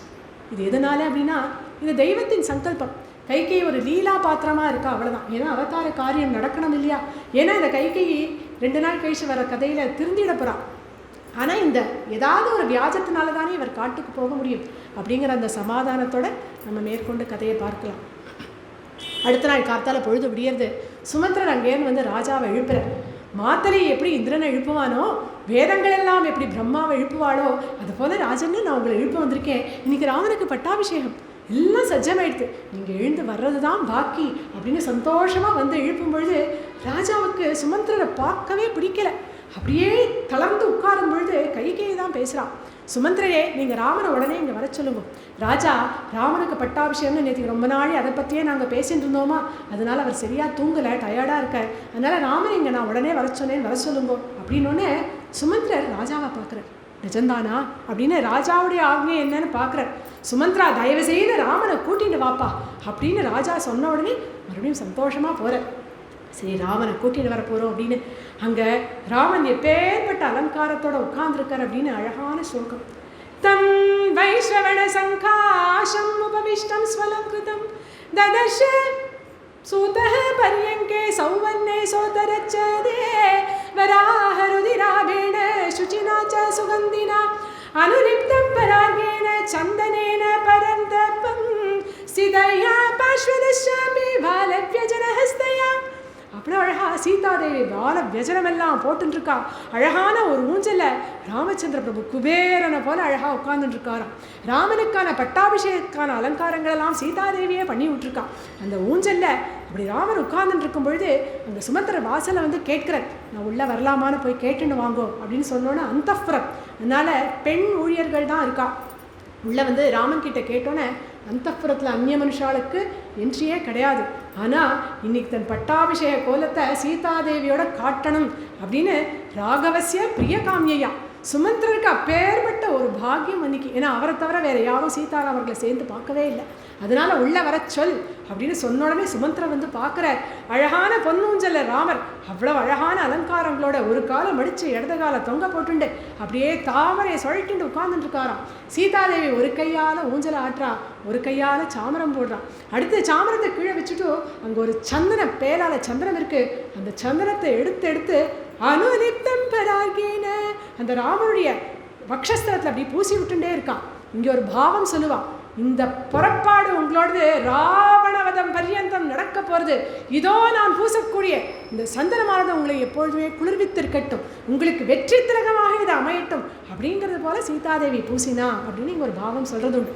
இப்படி அழகாக இருக்கக்கூடிய அந்த சீதாராமர்களை வந்தே வரதம் வந்தி வினீதவது அப்படியே தடான்னு கீழே விழுந்து நமஸ்காரம் பண்ணுறார் சுமந்திரன். எழுந்துட்டு சொல்கிற, கௌசல்யா சுப்ரஜா ராமா பிதாத்வம் திரஷ்டும் இச்சதி. ராமா, உங்கள் அப்பா அவனை பார்க்கணும்னு ஆசைப்படுறார். கைகேயியுடைய அரண்மனையில் தான் அப்பா இருக்கா, போகலாமா அப்படின்னு சொன்ன உடனே சீத்தை கிட்ட விடைய பெற்றுண்டு அதோ அங்கேருந்து வாசலுக்கு வரும்பொழுதே சிங்க நடையில் நடந்து வந்தாராம். மூறி முழங்கி புறப்பட்டு வரும் போதரமா போலே அப்படின்னு அப்பேற்பட்ட நடையோட வாசல் வந்து நிற்கும் பொழுது அந்த ரத்தம் எப்படி இருக்குன்னா, ததப்பர்வத சங்காஷம் ஆரோஹரதோத்தமம். அந்த ரத்தமே வெள்ளியினால் ஆக்கப்பட்ட ரத்தம். ததப்பர்வத சங்காஷம் மலை போல இருக்கு அந்த ரத்தம். அந்த ரத்தத்து மேலே ஏற வரும்பொழுது லக்ஷ்மணன் வந்து நிற்கிறார். அந்த லக்ஷ்மணன் தோளில் கையை வச்சுட்டு அப்படி ஜம்ப் பண்ணி ஸ்டைலாக ராமச்சந்திர பிரபு ஏறி உட்கார்ந்தோடனே லக்ஷ்மணனும் ஏறிக்கிறார். சத்திரம் சாமரம் எல்லாம் லக்ஷ்மணனே போடுறார். சுமந்தர் அவருடைய சாரதி அப்படிங்கிற அந்த இடத்துல ஏறி உட்கார்ந்துட்டு குதிரைகளோட கடிவாளத்தை இப்படி பிடிச்சாராம். குதிரைகளெல்லாம் ராமனை முதல்ல திரும்பி பார்த்துதான், ராமனுடைய அழகலை பார்த்து ஒரு கனப்பு கரைச்சுதான். கனைச்சுட்டு அந்த வீதியில் அந்த ரத்தம் போகக்கூடிய அழகு. கரேனு சிசு கல்பைஷ யுக்தம் பரமவாஜிபி. அந்த ஒரு குதிரையும் சித்தான குட்டி போல் அப்படி புஷ்டி துஷ்டியாக இருக்குது. அந்த குதிரைகள் ஓடுறதே அவ்வளோ வேகமாக இருக்குது. ராமன் அந்த ரத்தத்தில் அப்படியே ஒரு கால் மேலே ஒரு கால் போட்டு முழங்கால் அப்படி கட்டிண்டு அவர் வரக்கூடிய அழகு. அத்தனை ஜனங்களும் அந்த ராமனை பார்க்கறதுக்காக வீதிகளில் நின்றுட்டுருக்கான். யஷ ராமம் ந பஷ்யேது யம் ச ராமோ ந பஷ்யதி நிந்திதः சபவே லோகே ஸ்வாத்மாப்யேனம் விகர்ஹதே. அடே, ஒன்று இந்த ராமன் நம்மளை பார்க்கணுண்டா, இல்லை நம்ம இந்த ராமனை பார்க்கணும். இது ரெண்டுத்தில் எது ஒன்று நடக்கலையோ, அந்த எப்பேற்பட்டவனுக்கு அது நடக்கலையோ அவன் இந்த பூமிக்கு பாரம் அப்படின்னு தன்னைத்தானே நிந்திச்சுப்பான் அப்படின்னு அத்தனை பேரும் அந்த ராமனுடைய அழகை பார்த்துட்டு வரா. ஸ்ரீகளெல்லாம் பேசிக்கிறா. நூனம் நந்ததி தே மாதா கௌசல்யா மாத்ர நந்தன பஷ்யந்தி சித்த யாத்திரம் துவாம். உன்னுடைய இந்த யாத்திரை இப்பேற்பட்ட ரத்தத்தில் நீ போகக்கூடிய அழகை அவங்க அம்மா பார்த்தா என்ன சந்தோஷப்படுவாளோ, அந்த பெற்ற வயறு எப்படி குளிருமோ. சீதா சீமந்தினி பராம். அப்பேற்பட்ட சீமந்தினிகளுக்குள்ள சீதை என்ன பாக்கியம் பண்ணினாலோ, இப்பேற்பட்ட ராமச்சந்திரனுடைய தோள்களை தழுவிண்டு இருக்கக்கூடிய ரோஹிணி நட்சத்திரம் போல இருக்காளே அப்படின்னு அத்தனை பேரும் பேசுறது ஆனந்தமாக கேட்டுண்டு கைகேயினுடைய அரண்மனையும் வந்துடுத்தோ அந்த அரண்மனைக்குள்ளே நுழையிற. எப்பொழுதுமே ராஜா என்ன பண்ணுவார், ராமனை பார்த்தோன்னா ஓடி போய் கட்டிப்பார் இல்லையா. இன்னைக்கு ராமனை பார்க்குற எழுந்துக்க கூட தெம்பில்லை. ராமா அப்படின்னு மனசுக்குள்ளேயே சொல்லிட்டு கண்களை கீழே வச்சுட்டு கண்ணீரை பெருக்கிறாராம். இப்பேற்பட்ட அப்பாவின் இந்த கோலத்தை பார்த்தோன்னே ராமோ அப்படி பயம் பண்ண பதா ஸ்பிருஷ்வைவ பன்னகம். ராமனுக்கு பயமே ஏற்பட்டுடுத்து. ரோட்டில் நடந்து போகும்பொழுது தெரியாமல் ஒரு பாம்பை மிதிச்சுட்டா ஒருத்தருக்கு ஐயோ பாம்பு அப்படின்னு ஒரு பயம் ஏற்படும் இல்லையா? அதுபோல பயந்து போனானாம் ராமன். உடனே கைகை அம்மா கிட்ட கேட்குறேன், அம்மா அப்பாவுக்கு என்னம்மா ஆச்சு, ஏன் இப்படி இருக்கா? இப்படி இருக்கவே மாட்டாரே, என்னை பார்த்தோன்னா ஓடி வந்து கட்டிண்டு தன்னை மடியிலெல்லாம் உட்காந்து வச்சு கொஞ்சுவாரே, ஏம்மா அப்பா என்னவோ இன்னைக்கு என்னை பார்க்கவே பிடிக்காதது போல கண்களை கீழே போட்டு வச்சுட்டு இருக்காரு, அப்பாவுக்கு என்னாச்சு? அப்பாவுக்கு உடம்பு சரியில்லையா? இல்லை துக்ககரமான செய்தி ஏதாவது வந்துடுத்தா? இல்லை நீங்கள் அவர் மேலே இருக்கக்கூடிய அபிமானத்தில் ஏதாவது கோச்சுட்டேடா அப்பாவை? எதுவாக இருந்தாலும் என்கிட்ட சொல்லுங்கோமா, அப்பாவுடைய இந்த நிலைமைக்கு என்ன காரணம் அப்படின்னு சொன்ன உடனே கைகேயி சொல்கிறா, உங்கள் அப்பா உடம்புக்கெல்லாம் ஒன்றும் இல்லை, ஸ்வஸ்தமாக தான் இருக்கா. அவர் மனசில் ஒரு ஆக்ஞை உனக்கு கொடுக்கணும் அப்படின்னு நினச்சிட்டு இருக்க, எங்கே நீ இந்த ஆக்ஞையை பண்ணுவியோ மாட்டியோ அப்படின்னு கவலையோட தரையை பார்த்துட்டு கண்களில் கண்ணீரை பெருக்கிண்டு உங்கள் அப்பா உட்காந்துருக்க அப்படின்னோடனே இதெல்லாம் அந்த ராமனுக்கு ரொம்ப அதிகப்படியும்.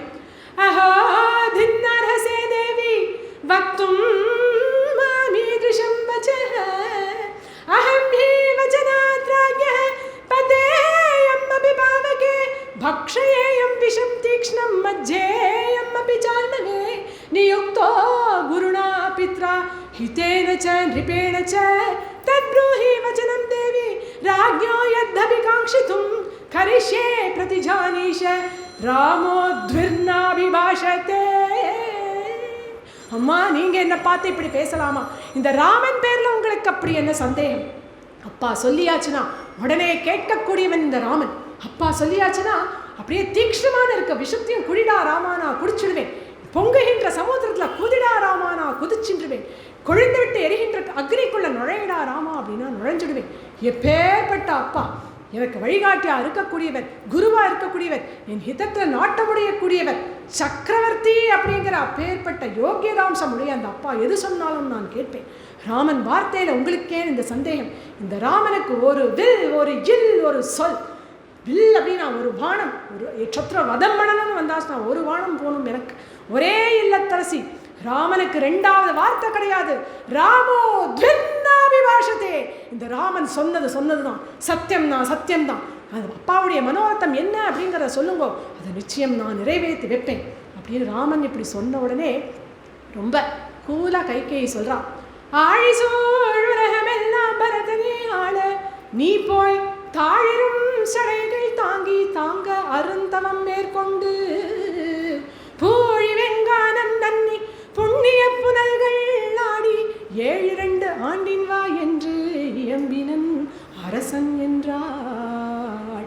ராமா, ஆழிசூழ் உலகம் இருக்கே, இந்த சமுத்திரங்கள் சூழ்ந்த இதோ இந்த பூமிக்கு பரதனே ராஜாவாக ஆக வேண்டியது. உன்னுடைய பட்டாபிஷேகத்திற்கு சேகரம் பண்ண சாமத்திரிகையினால பரதனுக்குத்தான் நாளைக்கு பட்டாபிஷேகம். அப்போ நான் என்ன பண்ணணுமான்னு கேட்குறியா? இங்கேருந்து அப்பேற்பட்ட அந்த தண்டகாரண்ய வனத்திற்கு போக வேண்டியது. பூவழி வெங்கானம் நங்கி அப்படியே மரவரி போட்டுண்டு ஜட்டாபாரங்களை தரிச்சுண்டு அங்கே காட்டுக்கு போக வேண்டியது.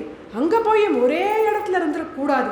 புண்ணிய புனல்கள் ஆடி எங்கெங்க புண்ணிய தீர்த்தம் இருக்கோ அங்கெல்லாம் இங்கேயும் அங்கேயும் மலைச்ச புண்ணிய தீர்த்தங்கள் எல்லாம் நீராடிட்டும் நிறையா புண்ணியங்களை சம்பாதிச்சுட்டு 7 ஆண்டின் வா என்று இயம்பினன் அரசன் என்றாள். 14 வருஷம் கழிச்சு நீ அயோத்திக்குவான்னு நான் சொல்லலடா ராமா, உங்கள் அப்பா சொன்னேன் அப்படின்னு சொன்ன உடனே வேற ஒருத்தனா இருந்தா வேற வந்த மரம் போல கீழே விழுந்திருப்பான். கையால் ஆகாதவனா இருந்தா தலையில கையை வச்சுன்னு ஓன அழுதுருப்பான். கம்சனை போல பொல்லாதவனா இருந்தா அந்த கைக்கையை வெட்டியே போட்டுடுப்பான். ராமன் கையால் ஆகாதவனும் இல்லை, கம்சனை போல துஷ்டனும் இல்லை. உடனே கைகளை குவிச்சுண்ட ஏவமஸ்து கமிஷ்யாமி வனம் வஸ்துமஹம் த்விதஹ. அவ்வளவுதானேம்மா, அப்படியே ஆகட்டும். ஏவமஸ்து கமிஷ்யாமி வனம் வஸ்துமஹம் த்விதஹ ஜட்டாச்சீரதரோ ராஜ்ஞः பிரதிஜ்ஞாம் அனுபாலயன். இது ஒரு பெரிய காரியமா? அப்பாவுடைய பிரதிஜையை காப்பாற்றுறதுக்கு இது கூட நான் பண்ண மாட்டேனா? அப்பா கேட்டுனது பிரகாரம், நீ சொன்ன பிரகாரம் ஜட்டாவாரங்கள் போட்டுட்டு மரவரி கட்டிட்டு இதோ நான் காட்டுக்கு கிளம்பி போகிறேன். ஆனால் என் மனசில் ஒரே ஒரு சோகம், ஒரே ஒரு தாபம். அலீகம் மானசம் த்வேகம் ஹிருதயம் தஹதீவமே ஸ்வயம் என்னாஹமாம் ராஜா பரதஸ்ய அபிஷேச்சனம். என் தம்பி பரதனுக்கு பட்டாபிஷேகம் அப்படிங்கிற அந்த சந்தோஷமான விஷயத்த அப்பா தன் வாக்காலேயே என்கிட்ட சொல்லியிருக்கலாமே, சொல்லியிருந்தா நான் சந்தோஷப்பட்டிருப்பேனே, அது அப்பா என்கிட்ட சொல்லலை அப்படின்னு தாமா எனக்கு வருத்தம். அஹம் ஹி சீதாம் ராஜ்யம் ச பிராணானிஷ்டாந்தனானி ச ஹ்ருஷ்டோ ப்ராத்ரே ஸ்வயம் தத்யம் அப்ரச்சோதிதः. இந்த ராஜ்யம் என்னமா பெரிய ராஜ்யம், பரதனுக்காக என் பிராணன்களையும் கொடுப்பேன், என் பிராணன்களுக்கும் வசதி சீத்தை, தேவைப்பட்டா நான் சீத்தையும் தியாகம் பண்ணுவேன். ஹ்ருஷ்டோ பிராத்ரே சந்தோஷமாக கொடுப்பேன், ஸ்வயம் தத்யாம் நானாவே கொடுத்துடுவேன், அப்ரச்சோதிக கேட்டுத்தான் கொடுக்கணும் அப்படிங்கிறதில்ல, நானாவே சந்தோஷமாக பரதனுக்கு எது வேணும்னாலும் கொடுப்பேனேம்மா. இந்த ராஜ்யம் என்ன பெரிய ராஜ்யம், கவலைப்படாதீங்க. பரதனை காலத்துலேருந்து கேகே தேசத்துலேருந்து வரவழைச்சு அவனுக்கு பட்டம் கட்டுங்கோ, அப்பாவை நன்னா பார்த்துக்கோங்கோ அப்படின்னு கைகேயிட்ட சொல்லிட்டு ஏதோ காட்டுக்கு கிளம்பிட்டேன் அப்படின்னு சொல்லிட்டு ராஜாவை திரும்பி பார்க்குறேன். கைகேயிக்கு ராமன் காட்டுக்கு போகிறேன்னு சம்மதிச்சுட்டான் அப்படின்னோடனே உள்ளூர சந்தோஷம். ஆனால் ராஜாவை பார்க்குறாரு, இப்படி ராஜாவை பார்த்துட்டுனா எங்கே ராமனுடைய மனசு மாறி போயிடுமோ அப்படின்னு பயப்படுறா. உடனே சொல்கிறா, ராமா நீ எத்தனை நாள் இங்கேயே இருந்துட்டுருக்கியோ அது வரைக்கும் உங்கள் அப்பாவுக்கு நிம்மதி கிடையாது, நீ இங்கேருந்து கிளம்பி போனதுக்கப்புறம் தான் உங்கள் அப்பா நிம்மதியாக எழுந்து குளிச்சுட்டு சாப்பிடுவார் அப்படின்னு சொன்னாலே பார்ப்போம். திக்காரம் பண்ணினார் தசரதர். ஐயோ இந்த ராமரை பிரிஞ்சா உயிரே போயிடும்னு சொல்லிட்டு இருக்கேன், ராமா நீ போனாதான் உங்கள் அப்பாவுக்கு நிம்மதி அப்படின்னு இவளா ஜோடனை பண்ணி சொல்கிறாளே, ஐயோ என் நிலைமை இப்படி ஆயிடுத்தே அப்படின்னு அந்த பரியங்கத்திலிருந்து மூர்ச்சியாகி கீழே விழப்போக கூடிய அந்த அப்பாவை ராமலக்ஷ்மணர் ஓடி போய் ஆஸ்வாசப்படுத்தி உட்காந்து வைக்கிறதுக்காக ஓடுறான். இங்கேருந்து கைகேயி கோபமாக சொன்னான், ராமா அப்பாவை ஆஸ்வாசப்படுத்துறது, அவருடைய மூர்ச்சியை தெளிய வைக்கிறது, அவரை சமனப்படுத்துறது அதெல்லாம் நான் பார்த்துக்கிறேன், நீ எப்போ இருக்க காட்டுக்கு போகணும் அப்படின்னு முடிவு பண்ணிட்டியோ உடனே கிளம்பு அப்படின்னு கோபமாக சொல்கிறான். ராமன் பார்க்குறேன், நான் தான் போகிறேன்னு சொல்லிட்டேனே, அதுக்கப்புறமும் ஏன் இவ இப்படி என்னை துரத்துறான். வகையே வாகதோ வாஜி வனம் கந்தும் கிருதத்வர. இது எப்படி இருக்குது அப்படின்னா, ஏற்கனவே 4 கால் பாய்ச்சலில் ஓடிட்டு இருக்கக்கூடிய ஒரு குதிரையை சாட்டையால் அடித்தானாம் அந்த வண்டிக்காரன், அதுபோல இருக்குது ராமனுக்கு. உடனே ஓ நான் போக மாட்டேன் அப்படின்னு இவ பயப்படுறா அப்படிங்கிறத தெரிஞ்சுட்டு உடனே மறுபடியும் கைகேயிக்கு நமஸ்காரம் பண்ணினர். வந்தனமஸ்துதே கேகயதனயே வனமேவ கச்சாமி ராஜேந்திர ஜாயே. வந்தனமஸ்துதே கேகயதனயே அவாப்த காமம் மாம் நித்யத்ருப்தம் அவேவனம் ஏவ கந்தும் சனதம் ஆனய பரதம் ராஜ்யம் சேதம் ஆஸ்ரயேஹம் முனி மண்டலம் சூதம். வந்தனம் அஸ்துதே கேகயதனயே. அம்மா இந்த ராமன் அவாப்த சமஸ்த காமன் அப்படின்னு தெரிஞ்சுக்கோ, நான் நித்திய திருப்தன்மா, ராஜ்யம் கிடைச்சா ஒன்று கிடைக்கலைனா ஒன்று நினைக்கக்கூடியவன் நான் கிடையாது, பணம் பணம்னு பறக்கிறவன் இல்லை இந்த ராமன், எனக்கு எதுவுமே இல்லை, எனக்கு இருக்கிறதையே சந்தோஷப்படக்கூடியவன், மகரிஷிக்கு துல்லியமானவன் இந்த ராமன் அப்படிங்கிறத தெரிஞ்சுக்கும். என்னம்மா சொன்னேன், நான் சொல்லலாமா உங்கள் அப்பா தான் உன்னை காட்டுக்கு போக சொன்னார் அப்படின்னு சொன்னியே, மன்னவன் பணி என்றாக நும் பணி மறுப்பனோ என் பின்னவன் பெற்ற செல்வம் அடியனேன் பெற்றதன்றோ என்னினி உறுதியப்பா இப்பணி தலைமேல் கொண்டேன் மின்னொடி காலம் இன்றே போகின்றேன் விடையும் கொண்டேன். அப்பா சொன்னாதான் கேட்பான் இந்த ராமன்கிறது கிடையாதுமா, நீ சொன்னாலே நான் காட்டுக்கு போயிடுவேன், இதோ கிளம்பிட்டேன், என்னுடைய சத்தியம் சத்தியம்தான், அதில் ஒரு மாற்றமும் கிடையாது, கௌசல்யா அம்மா கிட்டேயும் சீத்தை கிட்டேயும் சொல்லிட்டு கிளம்புறேன், அது வரைக்கும் எனக்கு அவகாசம் கொடுங்கோ அப்படின்னு சொன்னார். கைகேயி ஒரு பிரதட்சணம் வந்தார், தசரதர் ஒரு பிரதட்சணம் வந்தார், 2 பேருக்கும் நமஸ்காரம் பண்ணி திரும்பி பார்க்காம அந்த கைகேயி அரண்மனையை விட்டு ராமர் வெளியில வரும் பொழுது அன்றல அமர்ந்த செந்தாமரையினை வென்றதம்மா. அவரோட முகம் அதே பிரசன்னத்தையோடு இருக்கு, கொஞ்சம் கூட வாட்டம் இல்லையே. அப்போ பூத்த தாமரை எவ்வளோ ஃப்ரெஷ்ஷாக இருக்குமோ அதை காட்டிலும் மலர்ச்சியாக இருந்ததாம் ராமனுடைய முகம். நேத்திக்கு ராமா உனக்கு பட்டாபிஷேகம்னு சொன்ன போதும் அதே முகம், ராமா இன்னைக்கு நீ காட்டுக்கு போகணும் அப்படின்னு சொல்லும் பொழுதும் அதே முகம். அதுதான் சமுத்திரமிவ காம்பீரியே அப்படின்னு, அந்த காம்பீரியத்துக்கு சமுத்திரத்துக்கு துல்லியமானவன் அந்த ராமன். அப்படியே வெளியில் வந்தார். அங்கே இருக்கக்கூடிய பட்டாபிஷேகத்துக்கான சாமகிரிகள், சிம்மாசனம், பால வியஜனம் எல்லாம் இருக்குது, எல்லாத்தையும் பிரதட்சணம் பண்ணி நமஸ்காரம் பண்ணுறார். ஐஸ்வர்யஸ்ய ரசஜ்ஞः நீ ராமனுக்கு பேர். ஐஸ்வர்யத்தை ரசிப்பர். ஐஸ்வர்யத்தை வெறுத்துட்டு காட்டுக்கு போல.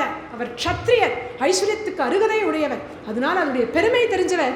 நமஸ்காரம் பண்ணிட்டு திரும்பி வருவேன் அப்படின்னு சொல்றத போல சொல்லிட்டு அங்கேருந்து போனாராம். ஒரு ஜீவன் முக்தன் எப்படி தன்னுடைய ஆத்திலிருந்து கிளம்புவாரோ அதுபோல கிளம்பி போற. அவருடைய ஹிருதயத்தில் கூட அடடா இப்படி ராஜ்யம் கை நீடி போயிடுத்தேன்னு ஒரு சோகம், ஒரு துக்கம், ஒரு ஏமாற்றம், ஒரு கோபம் ஒன்று கிடையாது. அப்பேற்பட்ட காம்பீரியத்தோட நடக்கக்கூடிய ராமன் பின்னாடி லக்ஷ்மண சுவாமியும் போறார். இத்தனை நாள் நடந்ததெல்லாம் லக்ஷ்மணன் தான் பார்த்துட்டு இருந்தார். ஆனால் அவர் கோபம் வராமல் அப்படியே இந்த ராமனுடைய காம்பீரியத்தில் கட்டுப்பட்டு அவர் பின்னாடியே அப்படியே பொட்டி பாம்பா போறார். தாரயன் மனசா துக்கம் இந்திரியாணி நிகிருஹ்ய பிரவிவேஷாத்மவான் வேஷ்ம மாது அப்ரிய சம்சிவான். தன்னுடைய இந்திரியங்களெல்லாம் அடக்கிவிட்டார். தமசமாதி குணங்களோட தான் ராமன் இருக்கார். ஆனால் இப்போ கௌசல்யா அம்மா கிட்ட இந்த விஷயத்த சொல்லணுமே, அவ இதை தாங்க மாட்டாளே அப்படின்னு அம்மாவை நினைக்கும் பொழுது தாரையின் மனசா துக்கம்.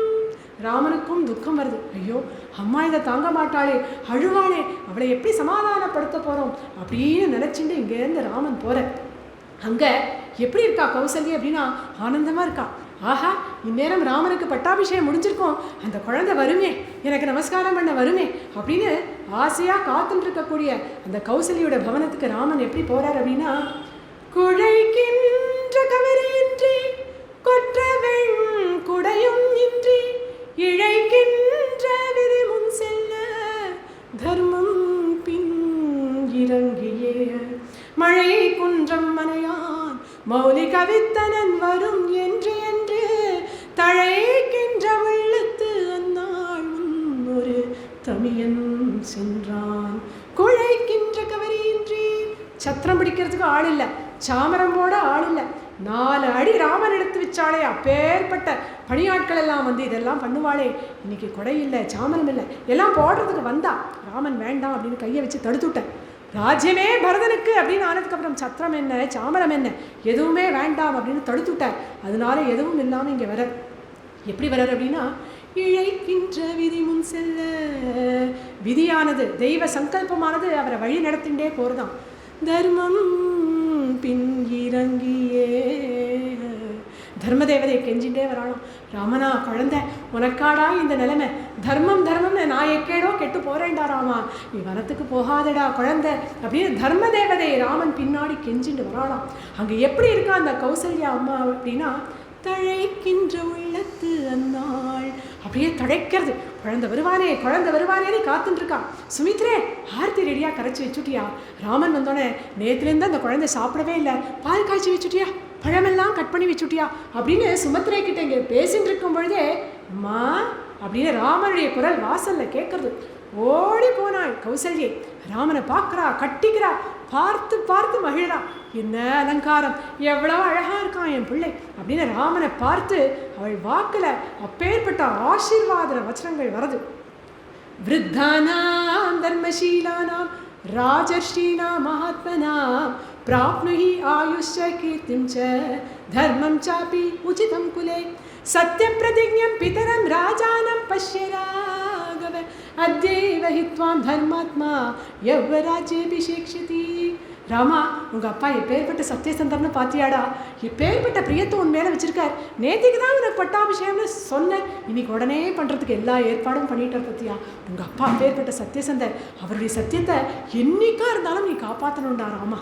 நம்ம வம்சத்தில் எவ்வளோ விருத்தர்கள் மகரிஷிகள் ராஜரிஷிகள் எல்லாம் வந்திருப்பாளோ, அவள் என்ன தர்மத்தை ஆசிரிச்சுன்னு அவலம்பிச்சுன்னு நடந்தாளோ அப்பேற்பட்ட தர்மத்தை நீயும் அவலம்பிச்சு நடந்து சிறந்த கீர்த்தியை பெறுவாய் அப்படின்னு ஆசீர்வாதம் பண்ணுறான்.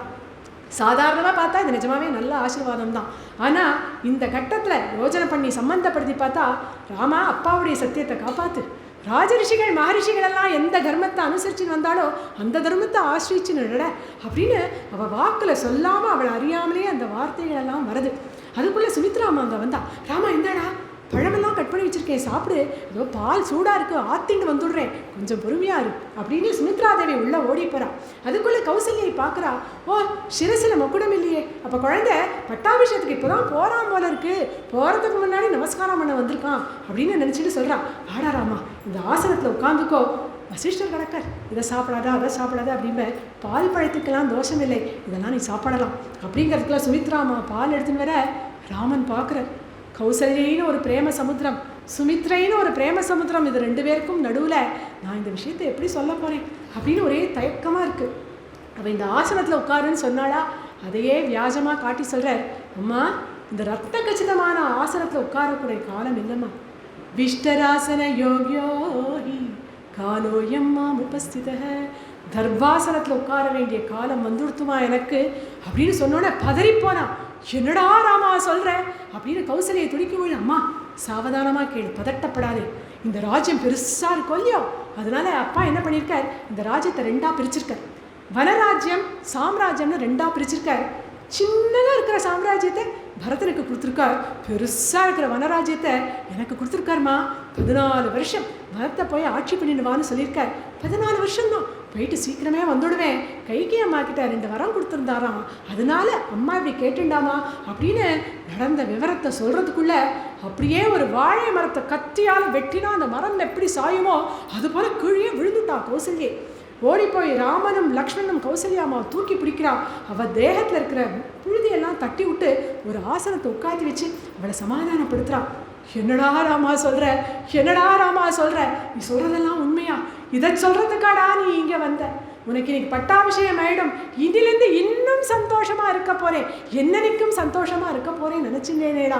என்னுடைய ஆசையெல்லாம் இப்படி மண்ணு விழுந்துட்டேன், எப்பேற்பட்ட பிரார்த்தனையெல்லாம் பண்ணினேன், அத்தனை விழலுக்கரைத்த நீராக போயிடுத்தேன், என்னுடைய எதிர்பார்ப்பெல்லாம் பொடி பொடியாக ஆயிடுத்தே ராமா. சிரம் ஹினூனம் ஹிருதயம் மமாயசும் நவித்யதே யத்புவி நாவதீர்யதே யனேன துக்கேன ச தேஹமர்ப்பிதம் த்ருவம் யகாலே மரணம் ந வித்யதே. ராமா, உனக்கு வனவாசம் நீ வந்து சொல்கிற, என் ஹிருதயம் இந்நேரம் சுக்கு நூறாக வெடிச்சு என் உயிர் போயிருக்கணுமே, போலியே. அப்போ அப்பேற்பட்ட கல் நெஞ்சா எனக்கு, இல்லை யமபட்டினத்தில் கூட எனக்கு இடம் இல்லாமல் போயிட்டான், அப்பேற்பட்ட பாவி ஆயிட்டானா. இந்த யமதர்மராஜா கையில் ஒரு வாட்ச் கட்டின்னு இருப்பேன், யாருக்கு எப்போ காலம் சரியான சமயம் வருதோ அப்போதானே கூட்டிகிட்டு போவேன். அப்போ அது வரைக்கும் நம்ம என்ன சரீர உபாதை படுறோமோ, என்ன மனவேதனை படுறோமோ அது பட்டு தான் ஆகணும் அப்படிங்கிறது என் விஷயத்தை நான் புரிஞ்சுட்டேனாமா. நேற்றுக்கு தானே சொன்னேன், சுகமான நட்சத்திரத்தில் நீ பிறந்தராமா அப்படின்னு சொல்லி சந்தோஷப்பட்டேனே. நீ காட்டுக்கு போகிறது தான் உண்மைனா நீ எனக்கு குழந்தையா பிறந்தே இருக்க வேண்டாண்டா. வெறும் மலடி அப்படிங்கிற அந்த ஒரு அவப்பெயரோட அந்த ஒரு சோக்கத்தோட நான் என்னுடைய உயிரையே விட்டுருப்பேன். இப்படி குழந்தையாவும் பிறந்து சத்புத்திரனாவும் பிறந்து உன்னை நான் இவ்வளோ காலம் வளர்த்து பிரியத்தோட நீயும் என்கிட்ட இருந்து இன்னைக்கு என்னை விட்டுட்டு காட்டுக்கு போகிறேன்னு சொல்கிறியே, எனக்கு தாங்கலடா ராமா. உன்னை விட்டுட்டு என்னால் இங்கே இருக்க முடியாது. நான் ஒரு ஐடியா சொல்கிறேன், கேட்குறியா? அனுகமிஷ்யாமி வனம் த்வயைவ கௌः சுதுர்பலா வத்சம் இவானுகாங்க்ஷயா. ஒரு கண்ணுக்குட்டி முன்னாடி போச்சுன்னா அது பின்னாடியே மாறு கத்திண்டு ஒரு மாடு போகுமே, அதுபோல ராமா நீ காட்டுக்கு போகும்போது ராமா ராமாரு கத்திண்டு நானும் உன் பின்னாடியே வந்துடுறேன்டா. நீ இல்லாமல் என்னால் இங்கே ஒரு நிமிஷம் கூட உயிரோடு இருக்க முடியாது ராமா அப்படின்னு சோகப்பட்டு அழுதுன்னு இருக்கக்கூடிய கௌசல்யா அம்மாவை பார்க்குறார் லக்ஷ்மணன். இதுக்கு மேலேயும் பொறுமையாக இருக்க முடியல அவரால்.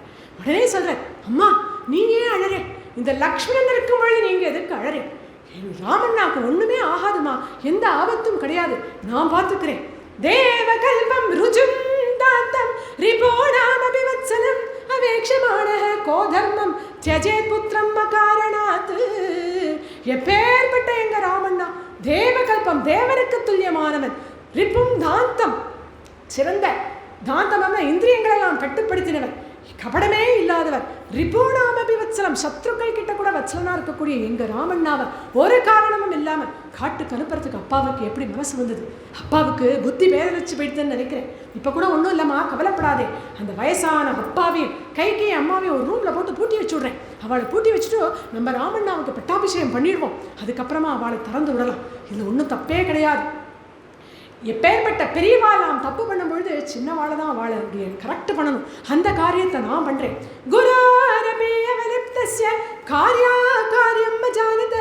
அப்பாவுக்கு இந்த காரியம் பண்ணணும், இதை பண்ணக்கூடாது அப்படின்னே தெரியல.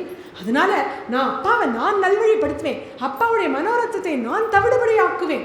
ஒருவேளை நான் சொல்கிறத அப்பா கேட்கலைன்னா பத்தியதாம் பத்தியதாம் இது ஒன்று அவரை கட்டி போடுறேன் இல்லை வெட்டி போடுறேன் என்னத்தையோ பண்ணுறேம்மா, ஆனால் அண்ணாவுடைய பட்டாபிஷேகத்தை நம்ம நடத்திடலாம். दीप्तमग्निं मरण्यं वा यदि रामः प्रवेक्षति प्रविष्टं तत्र मां देवी त्वं पूर्व தெய்வம் அவதாரய. கொழுந்து விட்டெறிகின்ற அக்னியாகட்டும், கொடூரமாக இருக்கக்கூடிய காடாகட்டும், எதுவாக இருந்தாலும் ராமண்ணா உள்ள போகிறதுக்கு முன்னாடி நான் பிரவேசித்து ராமனுக்கு கவச்சமாக இருப்பேன் அம்மா. அதனால ராமனை பற்றி நீங்கள் கவலைப்படாதீங்க. நிர்மனுஷ்யாமி மாம் சர்வம் அயோத்யாயாம் அனுஜ்ஜஸ்வ கரிஷ்யாமி ஷரைஸ்தீக்ஷ்ணைஹி யதி ஸ்யாஸதி விப்ரியே.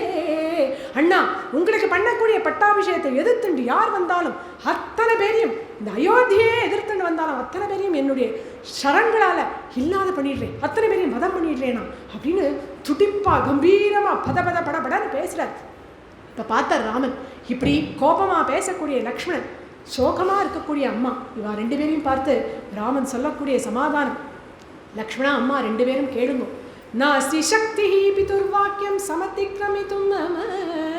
அப்பா கிழிச்ச கோட்டை ஒரு பொழுதும் என்னால் தாண்ட முடியாது. அப்பா சொல் பேச்சு கேட்டு நடக்கக்கூடியவன் இந்த ராமன் அப்படிங்கிறத நீங்கள் ரெண்டு பேரும் புரிஞ்சுக்கோங்க. என்னவோ யாருமே பண்ணாத தர்மத்தை ஒன்றும் நான் இப்போ சொல்ல வரல.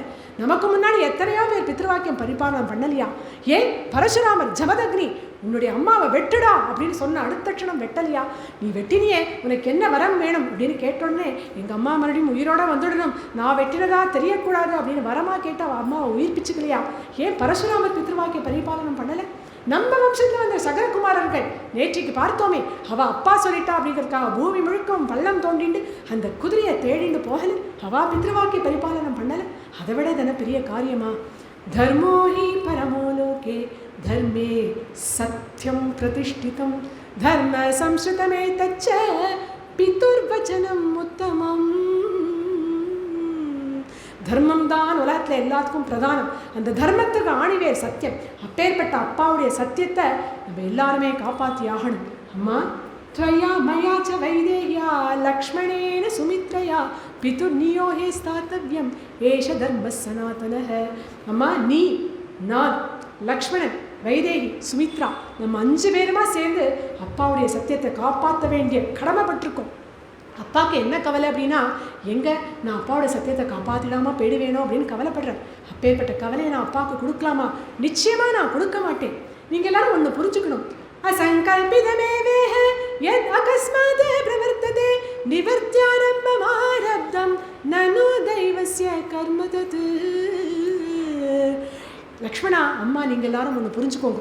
இன்றைக்கி கைகேயி அம்மா என்கிட்ட இப்படி காட்டுக்கு போகணும் துரத்துறாளே, ஆனால் நேற்று வரைக்கும் நான் கௌசல்யா அம்மா கிட்ட எப்பேற்பட்ட பிரியத்தை வச்சுருந்தேனோ அதே பிரியம் தானே கைகேயிட்ட வச்சுருந்தேன். அவளுக்கும் பரதனை காட்டிலும் என் பேரில் தானே பிரியம் இருந்தது. அப்போ திடீர்னு இன்றைக்கி ஒரு நாளில் அவளுடைய மனசு மாறி இருக்கு அப்படின்னா என்ன காரணம்? நமக்கு தெரிஞ்ச ஒன்றும் காரணம் இல்லை. அப்போ அவள் மனசு மாறி இருக்கு அப்படின்னா இது தெய்வத்தின் சங்கல்பம், இது விதி அப்படிங்கிறத நம்ம தெரிஞ்சுக்கணும். சில விஷயங்கள் நம்ம இப்படி நடக்கணும் அப்படின்னு பிளான் எல்லாம் போடுவோம், அது நடக்காமே போயிடும். நம்ம எது நடக்காது அப்படின்னு நினச்சிட்டு இருந்தோமோ அத்தனையும் கனத்த ஸ்ரத்தையாக கூட ரொம்ப சூப்பராக நடந்து முடியும். அப்படி நடக்கும் பொழுது நம்ம தர்மத்தின் பிரகாரம் தான் நடக்கிறோம், ஆனால் நம்ம நினச்சது நடக்கலை அப்படிங்கும் பொழுது அது தெய்வ சங்கல்பம் அப்படிங்கிறத நம்ம புரிஞ்சுக்கணும். அந்த விஷயத்தில் சுகதுக்கே பயக்ரோதௌ லாபாலாபௌ பவாபவௌ எச்ச கிஞ்சித் ததாபூதம் நனு தெய்வஸ்ய கர்ம தத். நம்ம கடமைகளை பண்ணிகிட்டே போகணும். அதுக்கு பலனா சுகமோ துக்கமோ லாபமோ நஷ்டமோ மானமோ அவமானமோ வெற்றியோ தோல்வியோ எது கிடைச்சாலும் அது தெய்வத்துடைய பிரசாதமாக நம்ம ஏற்றுக்கணும் அப்படின்னு இவா 2 பேருக்கும் சமாதானம் சொல்லிட்டு வரும்பொழுது இந்த சமாதானம்லாம் ஏற்றுக்கிற மாதிரியே இல்லை லக்ஷ்மணனுக்கு. அண்ணா விதிதான் காரணம், விதிதான் காரணம் அப்படின்னு யார் அண்ணா சொல்லுவா? கையாலாகாதவன் சொல்லுவான் விதிதான் காரணம்னு. இல்லை சாதுக்கள் சொல்லுவா எல்லாம் அந்த நாராயணன் செயல், எல்லாம் சிவனுடைய செயல் அப்படின்னு சாதுக்கள் சொல்லுவா. நம்ம க்ஷத்ரியால் இல்லையா, நம்ம கை கட்டிட்டு விதியை வேடிக்கை பார்க்கலாமா? விதியையும் மதியால் நம்ம வெல்ல முடியும் அப்படிங்கிறது நம்ம க்ஷத்ரிய லட்சணம் இல்லையா அண்ணா? ஏன் இதுக்கு முன்னாடி விஸ்வாமித்திரருக்கு க்ஷத்ரியனாக இருக்கணும் அப்படிங்கிறது தான் அவருடைய லலாட்ட லிபி. அவர் எப்பேற்பட்ட தபஸெல்லாம் பண்ணி பிரம்ம ரிஷியாக மாறலை. அப்போ அவர் முயற்சி பண்ணினார் இல்லையா, அது திருவனையை ஆக்கிட்டு இல்லையா? சாவித்ரி சத்தியமானுடைய உயிரை யமதர்மராஜா எடுத்துட்டு போகும்பொழுது அவர் விதி முடிஞ்சு போயிடுத்து அப்படின்னு விட்டுடலையே, பின்னாடியே போய் தன் பாத்திவிரத்தினால தன் பர்த்தாவுடைய உயிரையே மீட்டுண்டு வந்தாலே. ஏன் மார்க்கண்டேயன் சிறந்த சிவபக்தர், 16 வயசில் யமன் உயிரையே பறிச்சுக்கு வரும்பொழுது சிவலிங்கத்தையே கட்டினுடுற. அப்போ அந்த யம பாசமானது சிவன் மேலேயும் பட்ட உடனே எனக்குமாடா பாசக்கயிறு போட்ட அப்படின்னு யமனை ஒரு உதச்சுட்டு நீ சிரஞ்சீவியாக இருப்பா அப்படின்னு மார்க்கண்டேய ஆசீர்வாதம் பண்ணினாரே. அப்போ இதெல்லாம் முயற்சி திருவியாக்கும்னு காட்டலையா அண்ணா? நசோபர்த்தா விமௌ பாஹு நதனு பூஷணாயமே நாசிரா பந்தநாதாய நசராஹ ஸ்தம்பஹேதவ. இப்பேற்பட்ட இந்த கைகளை வச்சுருக்கேனே, இது என்ன வெறும் அலங்காரத்துக்காகவா? என் கையில் தனுசு வச்சுருக்கேனே, அது என்ன எனக்கு பூஷணம்னு நினச்சிட்டுருக்கேடா? என் இடுப்பில் கத்தி வச்சுருக்கேனே, அது இடுப்பில் கட்டிக்கிறதுக்காக நினச்சிட்டுருக்கேடா? என் அம்போரா துணிகளில் எப்பேற்பட்ட பானங்கள் இருக்குது, அதெல்லாம் வெறும் நட்டு வச்சுக்கிறதுக்காகவா? இதெல்லாம் எதுக்கு அப்படின்னா, அண்ணா உங்களை எதிர்த்துண்டு கட்சி கட்டின்னு யார் வராளோ அவள் அத்தனை பேரையும் வதம் பண்ணுறதுக்கு நான் வச்சுருக்கேன் அப்படின்னு இப்படி கம்பீரமாக லக்ஷ்மணன் சொல்லும் பொழுதும் கண்களில் கண்ணீர் பெருகிறது, கண்கள் செவக்கிறது. அண்ணாவுக்கு இப்படி ஒரு நிலைமையா அப்படின்னு அவருக்கு அந்த ஆதங்கத்தில் இப்படியெல்லாம் பேசுகிறார். லக்ஷ்மணரை ஒருபொழுதும் கோபிஷ்டம்னு சொல்லிடவே கூடாது. அவருக்கு அவரை பற்றி எந்த கவலையுமே கிடையாது. ராமண்ணாவுக்கிட்ட யாராவது அபச்சாரப்பட்டாலோ, அவருக்கு ஆபத்தை விளைவித்தாலோ உடனே வரும் கோபம். ஆதிசேஷன் இல்லையா, அப்பேற்பட்ட கோபம் அந்த லக்ஷ்மணனுக்கு வரும்பொழுது அந்த தம்பியை கிட்டக்கு வந்து அவனை கட்டிக்கிற, அவன் தலையை வருடி கொடுக்குறார், கண்ணெல்லாம் தொடச்சி விடுறார். லக்ஷ்மணா கவலைப்படாதப்பா, தர்மம் ஆசிரிய மா தைக்ஷ்ணியம் மத்புதும் அனுகமியத்தான். என்னுடைய புத்தியை அவலம்பிச்சு நட, தர்மத்தை ஆச்சரணம் பண்ணணும், கோபத்தை விட்டுடுப்பா லக்ஷ்மணா அப்படின்னு சமாதானமாக தடவி கொடுத்து ராமன் சொன்ன உடனே அப்படியே அடங்கிடுற. இப்போ கௌசல்யா அம்மா சொல்கிறா, சரிடா ராமா, நீ காட்டுக்கு போகிறதுல உறுதியாக இருக்கேங்கிறத தெரிஞ்சுடுத்து. என்னை கூட்டிகிட்டு போனதானடா நான் கேட்குறேன், அதை நீ பண்ணக்கூடாதா? ஏன் உனக்கு என் ஒருத்தியை காப்பாற்றுறது அவ்வளோ என்ன பெரிய காரியமா? என்னை கூட்டின்னு போயிடுறா ராமா அப்படின்னு சொல்லும்பொழுது அடுத்த அம்மா பக்கத்தில் வந்து உட்கார்ந்துட்டு அவள் கையை பிடிச்சுன்னு சொல்கிறேன், அம்மா ஏற்கனவே அப்பா நான் காட்டுக்கு போகிறேன் அப்படிங்கிற வேதனையில் இருக்கார், அதுக்கு தானே காரணம் அப்படின்னு அந்த குற்ற உணர்வில் வேற இருக்கார். வயசான காலத்தில் இப்படி கஷ்டப்பட்டு இருக்கக்கூடிய அப்பாவை நீ இப்போ விட்டுட்டு வரலாமா? அப்பாவுக்கு பக்கத்தில் இருந்து நீ சமாதானம் சொல்ல வேண்டாமா? அதுதானே அம்மா ஸ்ரீதர்மம். விரதோபவாச நிரதா சாய் நாரி நரோத்தமா. எப்பேற்பட்ட உபவாசங்கள் விரதங்கள் எல்லாம் வந்து பெரிய உத்தமையாக இருந்தாலும் ஆத்துக்காரரை கஷ்டத்தில் விட்டுட்டு வந்துட்டா அப்படின்னா அவளுக்கு ஸ்வர்க்கமே கிடைக்காது, பாவகதி தான் கிடைக்கும். அதுவே பர்த்து சுஷ்ரூஷையா நாரி லபத்தே ஸ்வர்க்கம் உத்தமம். பர்த்தாவுக்கு சுஷ்ரூஷை பண்ணிட்டு இருக்கக்கூடிய ஒரு பெண் கோவிலுக்கு வரலேனாலும் பரவாயில்ல, தெய்வங்களுக்கு நமஸ்காரம் பண்ணலேனாலும் பரவாயில்ல, அவளுக்கு ஸ்வர்க்ககதி கிடைக்கும் அப்படிங்கிறது உனக்கு தெரிஞ்ச விஷயம் தானே. அதனால நீ அப்பா கூட இரு. 14 வருஷம் தானேம்மா, 14 நிமிஷங்களாக ஓடி போயிடும், சீக்கிரமே வந்துடுவேம்மா உன்னை பார்க்கறதுக்கு அப்படின்னு சமாதானப்படுத்தும் பொழுது கௌசல்யா ஆச்சரியப்படுறான். எனக்கு ஸ்ரீதர்மத்தை என் புள்ள எடுத்து சொல்கிறானே அப்படின்னு அவளுக்கு ஆச்சரியமாக இருக்குது. உடனே ராமன் கிட்ட சொல்கிறான், ராமா உன்னை காட்டுக்கு போகாதேன்னு என்னால் சொல்ல முடியல, உனக்கு அருகதை உள்ள ராஜ்யமும் உனக்கு இல்லைன்னு ஆயிடுத்து, உங்கள் அப்பாவும் உன்னை காட்டுக்கு அனுப்புகிற நிர்பந்தத்தில் இருக்க, அதனால் உன் அம்மாவும் உன்னை கைவிட்டேன், உங்கள் அப்பாவும் உன்னை கைவிட்டான், உனக்கு ராஜ்யமும் இல்லைன்னு ஆயிடுத்து. இப்போ உனக்கு எது ரக்ஷை பண்ண போகிறது அப்படின்னா, எந்த தர்மத்தை நீ திரிக்கரணங்களாலையும் திருடமாக ரட்சிச்சுட்டு வரியோ, தர்மோ ரக்ஷதி ரட்சிதக அப்படின்னு அந்த தர்ம தேவதையும் உன்னை இந்த 14 வருஷமும் ரட்சிச்சுண்டு உன்னை மறுபடியும் என்கிட்ட சௌக்கியமாக வந்து சேர்ப்பா அப்படிங்கிற நம்பிக்கை எனக்கு வந்துடுத்து. எம் பாலயசி தர்மத்வம் திருத்யாஜனியமேனச்ச சவை ராகவசார்தூலா தர்மம் துவம் அபிரக்ஷதி. அப்பேற்பட்ட தர்மம் உன்னை காப்பாற்றும் அப்படின்னு சொல்லி அந்த குழந்தைக்கு ஏகப்பட்ட மங்களாசாசனங்கள் எல்லாம் பண்ணுறான். உனக்கு காட்டில் சிவன், ஸ்கந்தன், வருணன், இந்திரன் முதலிய தெய்வங்கள் எல்லாம் உன்னை ரட்சிக்கட்டும், வரதேவதைகளெல்லாம் உன்னை ரட்சிக்கட்டும், காட்டு மிருகங்கள் எல்லாம் உனக்கு ஆபத்து விளைவிக்காம உனக்கு கவச்சமாக இருக்கட்டும், உன்னை அங்கே ஒரு கொசு, சுள்ளான், பூச்சி எதுவுமே உன்னை தீண்டாமல் இருக்கட்டும், எந்த கிருமிகளாலும் உனக்கு எந்த ஆபத்தும் வராமல் இருக்கட்டும் அப்படின்னு பல விஷயங்களை சொல்லி அந்த குழந்தையோட கையில் தாயத்து கட்டி விட்டாலும் மேற்கொண்டு மங்களாசாசனம் பண்ணுறான். என் மங்களம் சஹஸ்ராட்சே பிருத்ரநாஷே. பிருத்ராசுரன் அப்படிங்கிற அந்த அசுரனை வதம் பண்ணுறதுக்காக அந்த இந்திரன் போகிறானே, அப்போ போகும்பொழுது அவனுடைய அம்மா அதிதி என்ன மங்களாசாசனம் பண்ணினாலோ அந்த மங்களத்தை நான் உனக்கு பண்ணுறேன். என் மங்களம் சஹஸ்ராட்சே சர்வலோக நமஸ்ருதே விருத்ரநாசே சமபவது தத்தே பவது மங்களம். என் மங்களம் சுபர்ணஸ்ய வினதா கல்பயத் புரா பிரசாதம் பிரார்த்தயானஸ்ய தத்தே பவது மங்களம். த்ரீன் விக்ரமான் பிரக்ரமதோ விஷ்ணோஹ அமித தேஜசா பிரதாசீன் மங்களம் ராம தத்தே பவது மங்களம். அமிர்தத்தை எடுத்துன்னு வரத்துக்காக கருட பகவான் போகும்பொழுது அவள் அம்மா வினத்தை என்ன மங்களத்தை சொன்னாரோ அந்த மங்களத்தை உனக்கு நான் இப்போ சொல்கிறேன் ராமா. 3 அடி மண் கேட்டு வாமனன் கிளம்பி போகும்பொழுது அவள் அம்மா அதிதி என்ன மங்களத்தை பண்ணினாலோ அந்த மங்களத்தை நான் உனக்கு பண்ணினேன், நீ சௌக்கியமாக திரும்பி வாடா குழந்தை அப்படின்னு மங்களாசாசனம் பண்ணுறான். அபிதானீஞ்ச காலஸ்யாத் வனாத் பிரத்யாகதம் புனः. ராமா இன்னைக்கு நீ வனத்துலேருந்து 14 வருஷ வனவாசம் முடிச்சுட்டு என்னை வந்து நமஸ்காரம் பண்ணுற நாளாக இருக்கக்கூடாதோடா அப்படின்னு சொல்கிறான். இன்னும் வனவாசத்துக்கே கிளம்பலை, அதுக்குள்ளே அவளுக்கு தோன்றுறது வனவாசம் முடிஞ்சு ராமன் வந்து நமஸ்காரம் பண்ணுற நாளாக இருக்கக்கூடாதா அப்படின்னு அந்த தாயுள்ளம் அப்படி துடிச்சு போகிறது. இப்போது கௌசல்யா அம்மாவை ராமர் பிரதட்சணமாக வந்து அவளுக்கு நமஸ்காரம் பண்ணுறார். ராமனை கௌசல்யை பிரதட்சணமாக வந்து நமஸ்காரம் பண்ணுறான். குழந்தைய கட்டிக்கிறா, உச்சி முகரணும் அப்படின்னு எம்பரா. ஓங்குதாங்க இருக்கார் ராமன். முதுகில் கையை கொடுத்து தன் பிள்ளைய வளைச்சோன்னே நெற்றியில் முத்தமிட்டு கண்களில் கண்ணீர் பெருகிறது. ஆனால் கண்ணீரோட வழியனுப்பி கொடுக்கக்கூடாது அப்படிங்கிறதுக்காக அந்த கண்ணீரை கண்களையே தேக்கிக்கிறான்.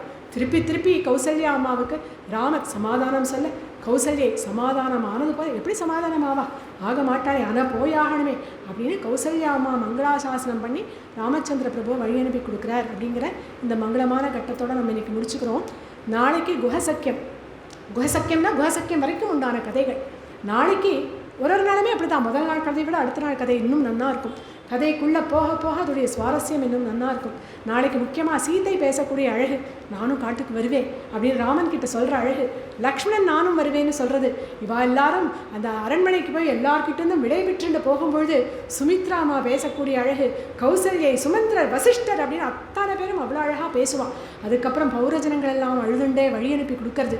அதுக்கப்புறம் தன்னுடைய ஆத்ம சமசகாவாக இருக்கக்கூடிய குஹனை பார்த்துட்டு அங்கேருந்து கங்கையை கடந்து பரத்வாஜ ஆசிரமத்துக்கும் வந்துட்டு யமுனையவும் கடந்து சித்திரக்கூடத்தில் போய் அவள் சௌக்கியமாக செட்டில் ஆகிற வரைக்கும் உண்டான கதைகளை நம்ம நாளைக்கு பார்க்க போகிறோம். சித்திரக்கூடத்தை செட்டில் ஆகிறதே மங்களமான கட்டம். அந்த இடத்துல தான் போய் நம்ம நிறுத்துவோம். அவசியம் எல்லாரும் இன்னும் யாரெல்லாம் அழைச்சின்னு வர முடியாதோ கண்டிப்பாக அழைச்சின்னு வாங்குவோம். இந்த கௌசல்யா மங்களாசாசனம் கேட்கிறவா, சொல்கிறவா, அனுபவிக்கிறவா எல்லாருக்கும் அவாவா குழந்தைகளுக்கு எந்த விதமான ஆபத்தும் வராது.